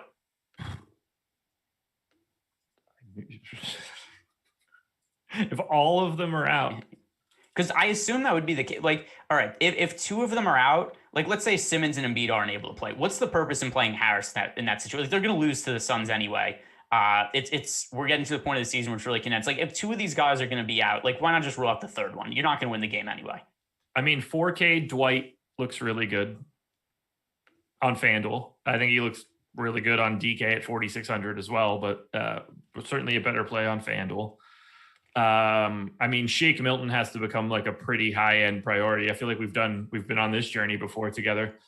4,800 for Milton on FanDuel, 4,300 on DraftKings. I don't think that George Hill can pick up enough minutes, but he's probably too expensive. 3,600 on DraftKings. Like, I just don't think George Hill plays 28. So, and the other thing with George Hill, and here's where I agree with you, it's not just that I'm not certain what his playing time upside is. There's already so much value that George Hill, to me, like, it's not only that you need to figure out. We got it. You ready? Ben Simmons out. Tobias Harris out. Third one hasn't come out yet. Keith Pompey only had Harris and Simmons so far. All right, I'm betting the Suns right now. I bet them earlier in the day also. You do that. But I like what's the purpose in playing Embiid at this point? I have no idea. It depends how I don't know. I'm going to assume that Embiid isn't going to play. Well, I mean, at least for your bet, I don't think it makes a difference. For fantasy, clearly a different story. By the way, I missed a super chat from Steve McGee. He said, Josh, you always talk about the other side for teams playing teams with injuries. Who on Oklahoma City is a priority? The reason that I do that is because I don't care at all about the other team matchup wise. It doesn't change anything for me. That's all going to get baked into the Vegas number, change the points and be good. So the reason I don't talk about the opposite side is because the matchup itself becomes mostly irrelevant to me. Who do I like from Oklahoma City? All the dudes that play a bunch. And I know that's a vague answer, but Maladon, Roby, if he plays, is 4K on FanDuel. Baisley, Pogaszewski, those four guys all on FanDuel look pretty good to me. I like Moses Brown if Roby is ruled out. As would I. You can't get to Moses Brown unless Roby is ruled out. And even then, I'm a little nervous just because of what's out there at every position today. I feel like Embiid is playing if they announce Simmons and Tobias Harris aren't playing and not Embiid. Then, I mean, it could be the case, except, I mean, we've dealt with Doc Rivers and the Sixers team enough this year to know that there's no rhyme or reason to the stuff they're doing. I tend to agree. If those guys are out, you might as well sit out Joel Embiid and Seth Curry as well. Both of them are listed as questionable. But I can't say totally 100% confident that who's going to be in or out. So I mean, for right now, I think it's reasonable to say that like Joel Embiid, Seth Curry, their status is up in the air. Saying that it's up in the air, I think they're on the brink of giving us that news.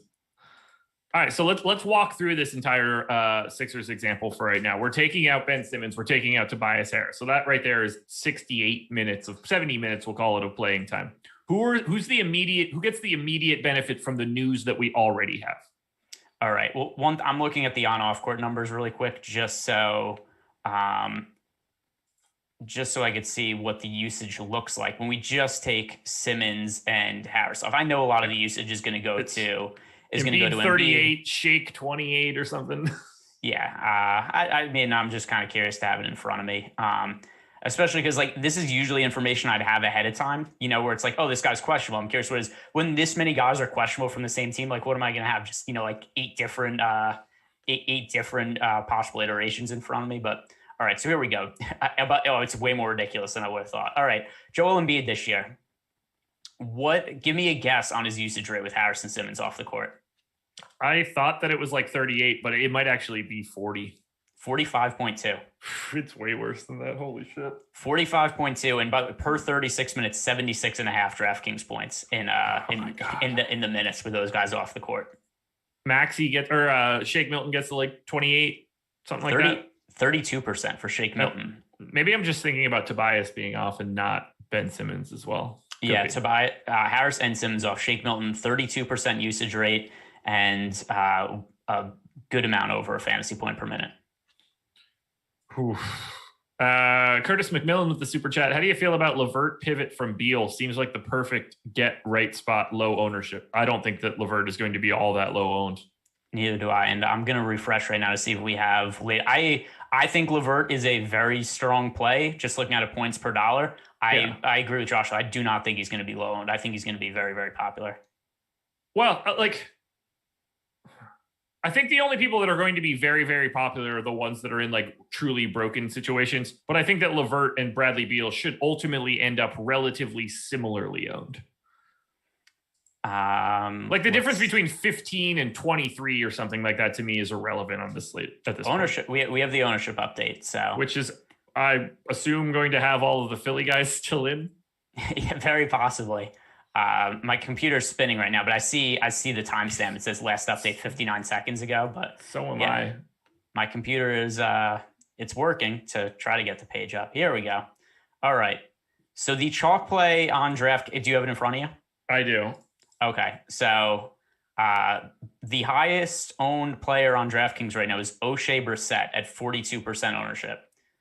On FanDuel, Luke Kennard at 41.2, Brissett at 38.4. I like Brissett a lot as a value play. That's a little high for me, though. I think Kennard could very easily be in 100% of lineups at the shooting guard spot today. No, I was saying Brissett, I think, is a little high. Right. What I was saying is like we've got Kennard at 41, and I think that could be infinitely higher. I have no problem with that Brissett ownership either. I think that is a little high, but I'm not surprised by it in any way. It just unlocks everybody else. If you have that Kennard Brissett combo, which appears to be the popular one, you unlock everything. You can play whoever you want. And let's see. Karis LeVert is nearly the exact same ownership as Bradley Beal on FanDuel. Beal 26%. LeVert 23.5%, and then on DraftKings, LeVert is at 17%. And actually, 17% is pretty low for LeVert on DraftKings relative to what my expectations were. Yeah, that is a little bit lower than I thought. By the way, by all accounts, it looks like Harris and Simmons are out of the ownership projections. They are in there at numbers that are like 0.1 or 2 or something along those lines. Well, if that's the case, if Embiid plays, Embiid right now, so this is something now that makes Embiid to me a really interesting GPP play. Everybody, I think, has been assuming all day that Embiid is not going to play, myself included. If we find out Embiid is going to be playing at 650, people are not going to majorly update their lineups to include Joel Embiid. So Embiid right now at 2% projected ownership on DraftKings. On FanDuel, Embiid is projected for 1% ownership. He becomes a very, very strong GPP play if we find out he's in, because the ownership's going to go up a little bit, but it's not like he's going to become overly popular. People have already assumed he isn't going to be out he's going to be out all day. To me, that's pretty clearly the best GPP right now if we get the news that he's going to be playing soon. Lowry, Van Vliet, Anunoby, Siakam, Birch starting lineup for the Raptors. Pretty easy team for me to avoid today. Now that they finally have everybody healthy, I was kind of a little sketched out. I was like, really, none of the Raptors guys on the injury report. I'm kind of curious going forward. Do you think they push for a playoff spot? We're saying like any part of getting in, like the play-in game, or are they going to get to the play-in game and rest guys in the play-in game? Decent reason to do that, actually. 18. So 1, 2, 3, 4, 5, 6, 7, 8, 9, 10. 538 has them as the favorites to finish 10th. So, yes. I can't. I've started. It was something you had brought to my attention looking at the 538 rotations. I can't take them seriously anymore. Any of the odds of anything where they have like, oh, really? Like Hassan, Udonis Haslem plays 8 minutes per game for Miami or whatever they have, and they just have Bam playing like 28 minutes. I can't take them seriously. While I agree with you in that aspect, when the competition is the Wizards, the Bulls, as long as the Raptors are running out something, I think that they're the better team to both of those teams. So, yeah, I mean, I think they could conceivably be the 10 and win both games at this point. I mean, the Pacers are walking wounded. I don't think the Hornets are particularly good. It could be fun. I don't know. I bet the Raptors 8-1 to make the play. I think it was plus 790 earlier. If they do make it to the play-in game, looking at how beat up the Pacers are, who else? Speaking of the Pacers, we got a Pacers lineup. Oh, nice. Brogdon, Sumner, LeVert, Justin Holiday, Brissett. That's reasonable. That's a lineup for sure. Yeah, that's not I'm just happy they didn't throw out hey, Cassius Stanley is starting or Keelan Martin. I thought this was potential for really goofy lineup territory. But yeah, I think that's a reasonable starting lineup. It doesn't vastly change anything to me. I think Brissett is still a good value play from the Pacers. I think LeVert and Brogdon are both good pay up options. I think that Brissett is going a little bit too highly owned tonight, except it doesn't mean that he isn't a really strong value play and still somebody I think that should be played in cash games. Brooklyn Nets starting lineup: Kyrie Irving, Landry Shamet, Joe Harris, Jeff Green, and Blake Griffin.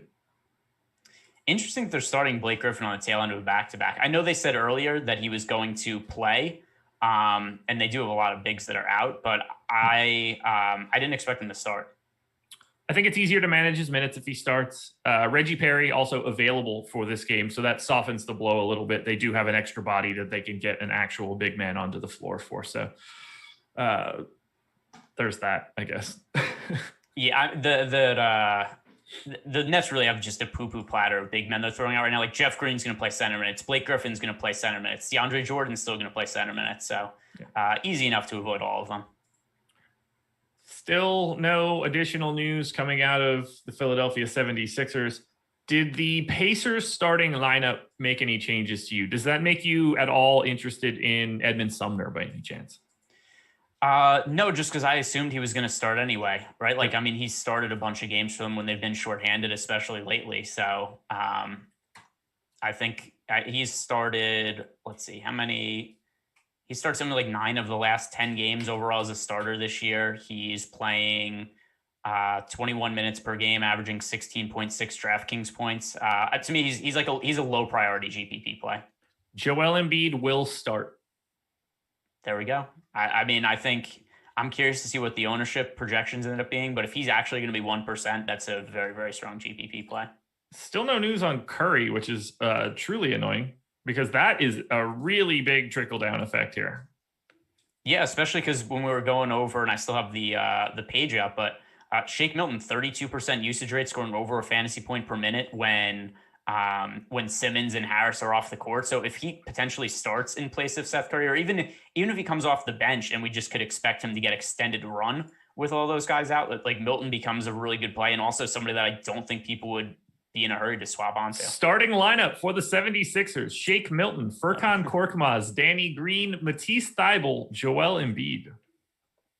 I like how we start talking about stuff and then the teams just deliver the news to us. Shake Milton just became a real problem on this slate. Yeah. Seth Curry ruled out. Is there any other news we want that I should just bring up so that it'll get announced right away? Speak some more stuff into existence. By the way, Carl Anderson with a super chat. Who scores more fantasy points with short rosters tonight, Zubac or Shamet? That would be Zubac. Oh, Zubac. Yeah. Not close. No. The other thing, like Shamet's not a good fantasy producer. Zubac is a good fantasy producer. So Zubac is way more expensive on a points per dollar basis. It would be Zubac for me. And that's even with Zubac being way more expensive. All right, let's talk through this Philly stuff now. We've got Embiid in. We've got Seth Curry out, Ben Simmons out, Tobias Harris out. We know the starting lineup. Korkmaz is going to be out there for a ton of time. Matisse Thybulle starting. Shake Milton starting is, to me, very important, especially in that sort of lineup. Korkmaz can space. Thybulle doesn't need the ball at all. Danny Green probably plays like a ton, doesn't he? I don't care about that. I mean, he's obviously a viable play, but that's not like a ridiculously high priority play for me, Danny Green. I mean, they're just kind of running out of like legitimate bodies that they play is the weird part. Although I guess Isaiah Joe and Rajon Tucker did see the floor for 30 seconds their last time out. So let's not forget that those guys actually have a pulse. Danny Green has a 15.4% usage rate and scores 0.73 fantasy points per minute with Simmons and Harris off the court. What's your expectation for Shake Milton's minutes for today? I'm going to bring up his game log and just look at what he's done in previous starts this year. He hasn't started all that much. And I feel like whatever minutes he's only started 2 games all year. And he is playing 36 minutes per game in those starts. If you give him that many minutes, he just breaks the slate. So I don't want to give him the minutes he's played, but it's pretty hard to not be optimistic based on what we've seen in those 2 starts. But I think 32 is probably reasonable. Yeah, we're on the same page there. This would have been a time 2 months ago where we probably would have touted Maxey even coming off the bench. Who the hell knows if that guy even sees the floor today? I don't ever trust it. Well, George Hill's there now, though, right? Yeah. So we have we have a buffer. We do have a buffer. There's somebody to protect us from Tyrese Maxey. Look, it's really hard to play bench players on today's slate. And we did get a super chat here from Ruben Mitchell. He said Brogdon and Curry or Russ and McConnell for FanDuel. Brogdon and Curry for me. Yes, but TJ McConnell is about as high variance as it gets for this slate. I have no concept of how much he can play today. Yeah, and so I prefer Brogdon to McConnell. I prefer Westbrook to Curry, but I think both combinations are fine. I'll go towards Brogdon and Curry. Brogdon and Curry. I am running out of bodies to give minutes in Philly. And I didn't even know Rajon Tucker was on the team. I'll probably have to move him from Utah, I think, or wherever the hell he was before this. I don't think he'll play, though. It's going to be... I don't mean it like that. I don't actually care. Okay. All right. They'll probably give Anthony Tolliver some minutes, though. Yeah. White, Temple, Williams, Tyson, Vooch for the Bulls, Garland, Sexton, Okoro, Love, and Allen for the Cavs. So nothing, for once, actually nothing too crazy there. Well, I guess I can run a crunch. Probably shouldn't have said that out loud. Suns will start Paul, Booker, Bridges, Crowder, and Ayton. So they're going back to their traditional starting lineup. I'm refreshing ownership to see if there's anything that has come in, but nope, still Embiid with no ownership as of now. That has to go up, right? You'd think so. Same with Shake Milton. Let's see, what is Milton at now? Yeah, 0% ownership for Milton. That will change. It better, man. I have Shake Milton somewhere around the 5th best play on the slate. By the way, Jordan, I appreciate you funneling these super chats to me. I can't even look at chat right now. There's too many different things going on. FanDuel GPP best value: Kennard, Harkless, Bullock. Kennard by 20 miles. Yeah, somebody DM me something similar on Twitter before, and I wasn't able to answer. But yeah, it's a Kennard. And here's another super chat that I think we're both going to be on the same page of from Tennyson 3. Shake Milton or Teo Maladon. That is Shake Milton. Yes. Not close. Not even remotely close. Let's see. I guess we might as well just get into the questions part of this show. And another super chat here from Darren Unger. FanDuel Cash, Shake, Beal, Edwards, or Westbrook, Kennard, and Barrett. Probably Westbrook, Kennard, and Barrett. Yeah, just because it has Kennard in it. And I don't really have that much interest in Anthony Edwards today. I did. I think he's a really good large field GPP play today. I imagine he's not picking up all that much ownership in cash any long. There's too many dudes. I liked him earlier prior to all of the Sixers news, I had Edwards as my 3rd favorite small forward. But with the way I had RJ Barrett just barely behind him, a much better cash play in my opinion. And then Brissett obviously is the small forward cash play. Yeah, and now watch D'Angelo Russell end up getting ruled out for rest later, because that actually would kind of make sense after he played a bunch of minutes, and that's a tail end of a back-to-back. I'm surprised that he was even playing today, but I just assume he's in at this point. Bam, Vooch, or Gobert in FanDuel Cash. It's 1,000% not Bam or Vooch. It's probably not Gobert. It's probably Gobert, or it's probably Jokic, given the amount of additional salary you have now and where ownership should be. But Gobert has to be the answer of those 3. Yes, I agree with that. Although Gobert would still not be the priority play at center cash for cash for me. Yeah, I think Jokic or potentially Embiid, depending on where his ownership goes. But I think it's sort of just has to be there. I don't think that salary is going to be an issue. Xavier Tillman on DraftKings. That's a question from Zach Anderson. He's playable. So he is not the same sort of value he was. Here's the other thing. There's a bunch of viable plays. Now, Jaren Jackson Jr., I expect him to play tonight. I know he's listed as questionable today. He's not going to play a massive amount of minutes, but that caps the ceiling of playing time for Tillman, assuming that Jaren Jackson does end up playing, 15 minutes or something. Soul Dope. Thoughts on Clark on FanDuel? To me, fully unplayable on today's slate. Yeah, so the other thing also, and it goes hand in hand with what I was just saying, is that Jaren Jackson Jr. has been upgraded to questionable for this game. He was doubtful the other day. As of now, I'm expecting Jaren Jackson to play. I don't expect him to play a significant amount of minutes, but he's still somebody who's probably the 3rd best player on this team right now when everything's going right behind Valanciunas and Morant. And then maybe even you could say that Jaren Jackson's the upside to be, better than all of those guys going forward. But as of right now, coming off knee surgery, I don't expect him to play a lot, but I expect him to play enough that he's going to impact the playing time for those other guys. Jaren Jackson Jr. could not play today, and you shouldn't play Brandon Clark today. That also. I mean, he's just literally a backup. There's no, like, somebody would have to like fall and get hurt, and he would need to fall into more minutes because he's just going to play like 22 minutes and be useless.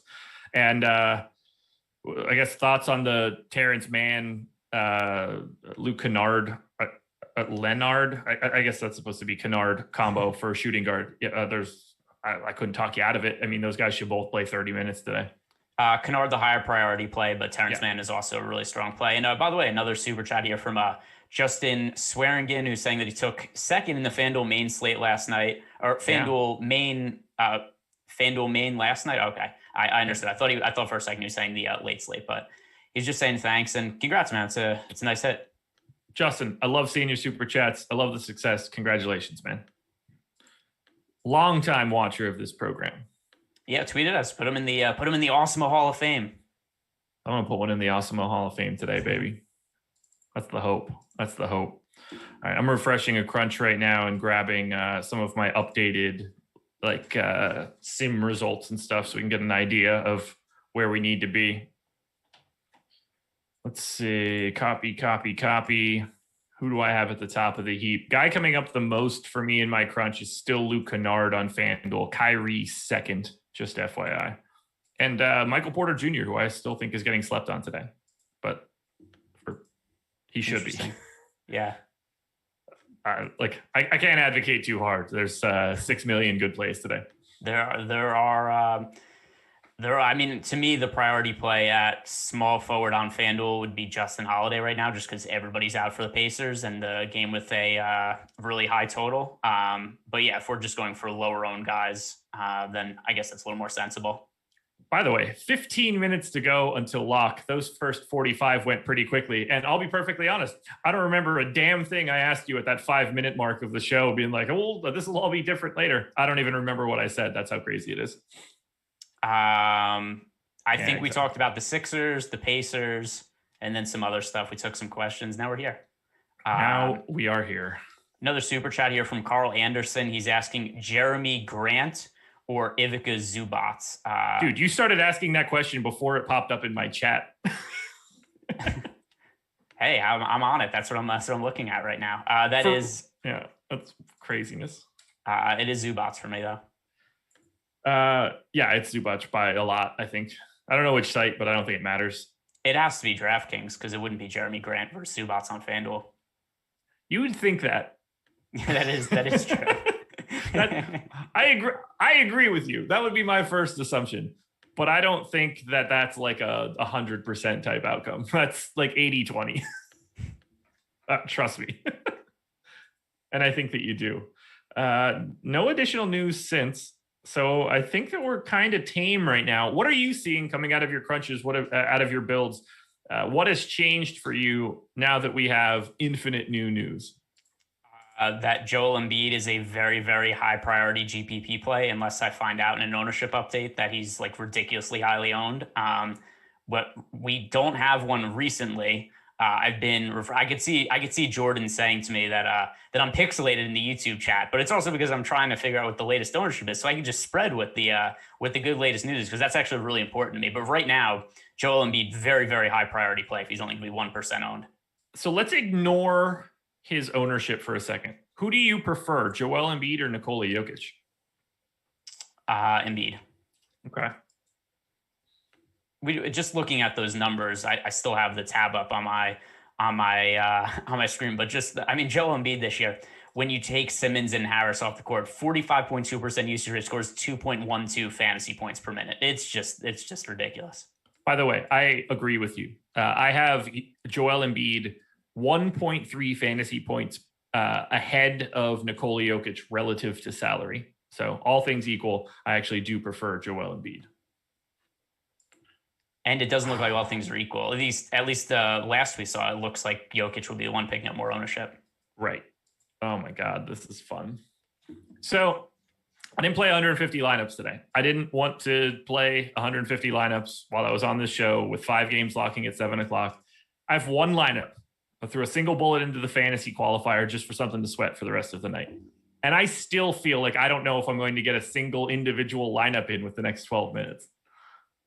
Insane. It's a lot of it's a lot of new news to come out still, and we do a bunch of questions in the in our premium Slack chat. So we also have another super chat. Oh my! All right, so read off the super chat. I'll try to find which of the questions I think are most pertinent in our Slack chat. Sunflower says Justin Holiday and Korkmaz or Sumner and Kobe White. Oh, Justin Holiday side. Yeah,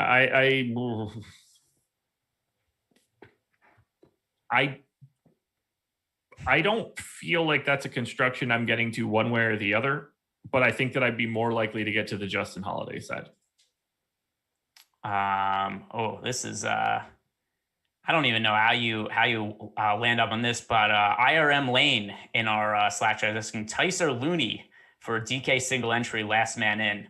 I mean, you never want to tell somebody to rebuild their entire lineup with 10 minutes left to go, but there's a lot of good plays today, and those aren't them. Yeah. Looney's expensive on DK, right? Or is he cheap? Is he expensive on FanDuel? He's expensive on one of the two. Looney is I got it here. 3,800 on DK. I actually like Looney on DraftKings at 3,800. I think there's better value plays at this point, but I prefer him to Tice at least. So do I prefer, I think he's like 2.5 to 3 points better than Tice. That was not a question I was ready for. Warriors lineup Curry, Bazemore, Wiggins, Green, Looney. So that helps at least a little bit. Can you see Stewart starting over Plumlee tonight? Sure. I don't think it'll matter all that much. It's going to be about an even split at center either way. Yeah. I think I have them both in at 24. 26, 22 is like, can go either direction. I don't think it'll matter. I think if you're playing Isaiah Stewart tonight, you need him with Mason Plumlee out. Yeah, it's because even if Plumlee comes off the bench, it's not like Stewart's all of a sudden playing, 32 minutes and Plumlee gets 16. That and Stewart isn't like Stewart was a ridiculous value play a week ago because he was really cheap. He's been priced accordingly now. Absolutely. All right, 9 minutes to go until lock. J6, what value power forward can we play? Is this O'Shea Brissett? I was guessing it was a FanDuel question since he said power forward. Isaiah Roby, if he's playing, but I don't know if he is. There's not really a lot of value power forward options that I would want to get to today. Also, it depends what price range we're considering value, right?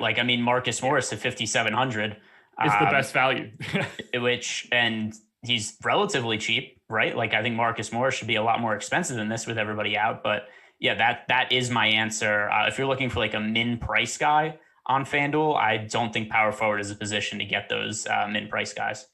Kenrich Williams or Justin Holiday in FanDuel cash? Neither. I'm fine with Justin Holiday in FanDuel cash. How? Because you're already playing O'Shea Brissett FanDuel cash, 3,800 locked and loaded. I can't pay down to Justin Holiday for 4,100 there when there are other options. Would you rather have Justin Holiday or Joe Harris at 4,600? I'd rather have Holiday. Really? Ooh. Yeah. I have Harris by a lot there. No, that would be, for me, it is Holiday. And then I just spend up at point guard, spend up at center, spend up at, I'd spend up at power forward. I think it has to be Brissett and RJ Barrett. It depends on how much salary you've left, but I don't have an issue with Justin Holiday at all for cash. Dude scares me in this one. I would like it a little bit. I would like Justin Holiday a little bit more if one of LeVert and Brogdon were one of the guys that were out. But Justin Holiday could also play 40 minutes today, and I think that would be legitimate. Justin Holiday could play center minutes tonight. Well, look, everybody's the center when nobody's the center. Let's see. Jokic or Russ, DK utility? That's an interesting question because that's two guys that'll never get talked about together, but I appreciate the question. That is Russ for me. If we're going Russ versus Jokic for, final spot in utility. if we're talking on DK, I have them separated by a half point relative to salary, and I guess that doesn't really matter since they're essentially the same salary. I would prefer Jokic. Ownership update 3 minutes ago, by the way. All right, this is big. Let's see what Embiid and Milton are at now. Embiid is at 18. Shake Milton is, best I could tell, less than that, which seems like the best play on the slate then. Milton is 26% owned on DraftKings. On FanDuel, Milton is 9% owned. So yeah, Shake Milton's a very, very strong play. Would have liked to have a little bit of lower ownership on Embiid, but still at 18%, that's still definitely still somebody to get over the field on. No doubt about that. I'm resorting my lineups now. I think my crunch that I have in is going to be viable enough, but feels like Shake Milton needs to be in a lineup that I'm playing. Although, given the amount of point guards that are on this slate, it's pretty easy to go 27 different directions. Like, I still like John Wall quite a bit, but I don't really know what to do any longer. 5 minutes to go. So whatever I need to do, I need to figure it out now. By the way, John Wall's ownership came up a lot. What is he at, 10, right? 8. Yeah, but I mean, before he was at 2. Yeah. Yeah, a lot. Yeah, it went up by 4x. Oh man, what am I playing here? I think I should just probably jam in my optimal here, but that one has Anthony Edwards and I don't like it. But at the same time, Anthony Edwards is playing against the Sacramento Kings, and it looked pretty good yesterday. Pretty convenient time for the old reliable Google Chrome to do its thing since its latest update and just crash and close all my tabs on me. So don't have that open anymore, but that's smart. It seems like 6:55 is the time that you definitely want to close those things. Yeah, well, Google, let's see if I refresh the page if it comes back up. But yeah, so Google Chrome did this update, and the update apparently just doesn't work anymore. So let's see if we get the all right, I have YouTube chat back. There you go. Welcome back. Yeah, welcome great. back. Exactly what I need to finalize lineups. YouTube chat. You mean that's not where you get all of your hot tips? No, if I want to know fake information, I go to Ari Abraham on Twitter, and I go to our YouTube chat. Those are my go-tos for fake information. Let's see. Here's some questions I can bring up on my phone. Oh, never mind. We got a super chat here from Robert Warren. GPP, Terrence Mann or Landry Shamet? Terrence Mann. Yep, Terrence Mann.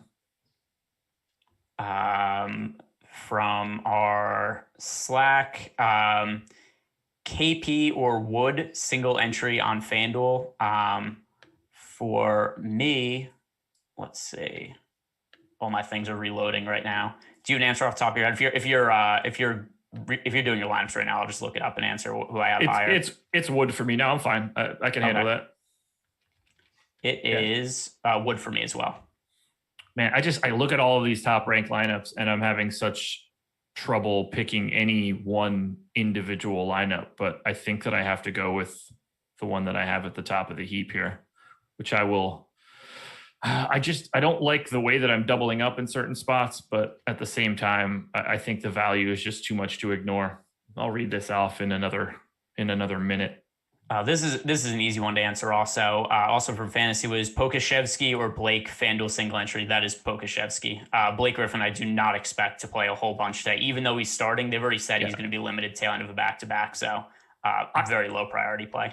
Once Reggie Perry was made available for this game, that eliminated any sort of legitimate run that I thought Blake could actually get. Kennard or Melton on DK? Kennard.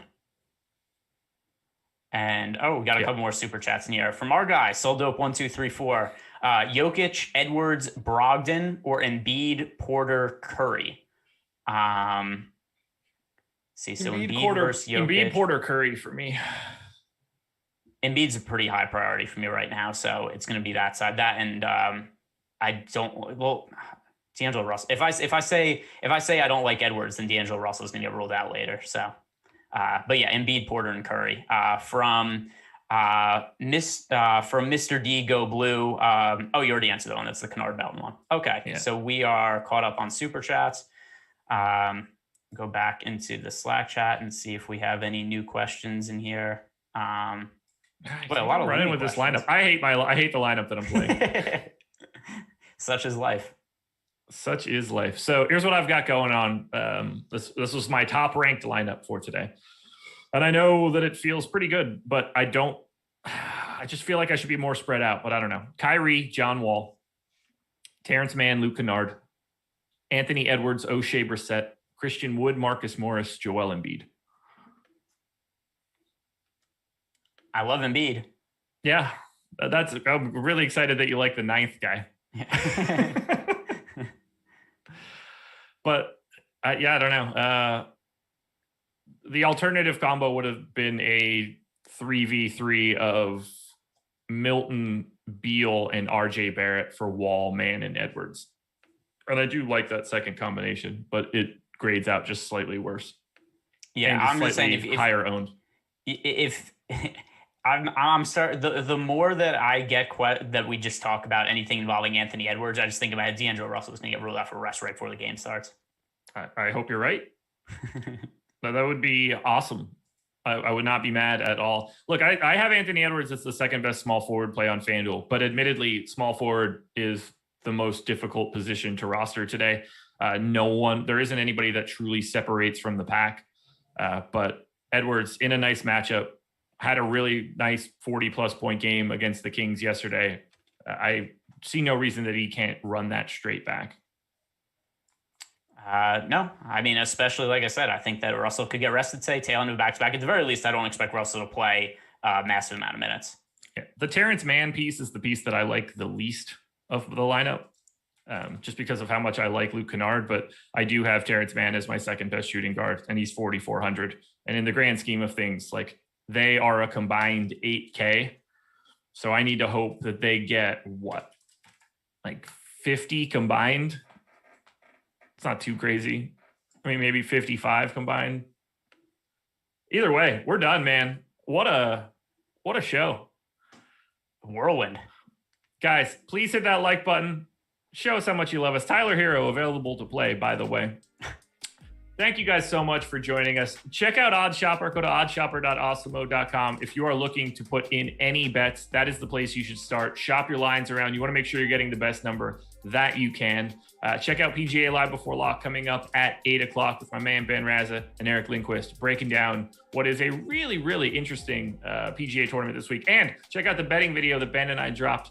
Came out earlier today, I believe, or maybe late last night, one of the two, but you guys should go check that out. I've been hot. I'm hitting 1 out of every 3 bets on there, and they're not like, 50-50 type bets. I'm sneaking people in the cut, top 20s, all that good stuff. So go check that stuff out. Greg, anything to plug before we get out of here? No, I assume most people are gone right now already anyway. Just follow me on Twitter, Ehrenberg DFS. Is Shake really 3.8% owned? Apparently that is, I haven't checked, but that is what it was said in the chat. If Shake Milton's 3.8% owned, I made a mistake. Anyway, good luck, everybody. We're out of here. Oof.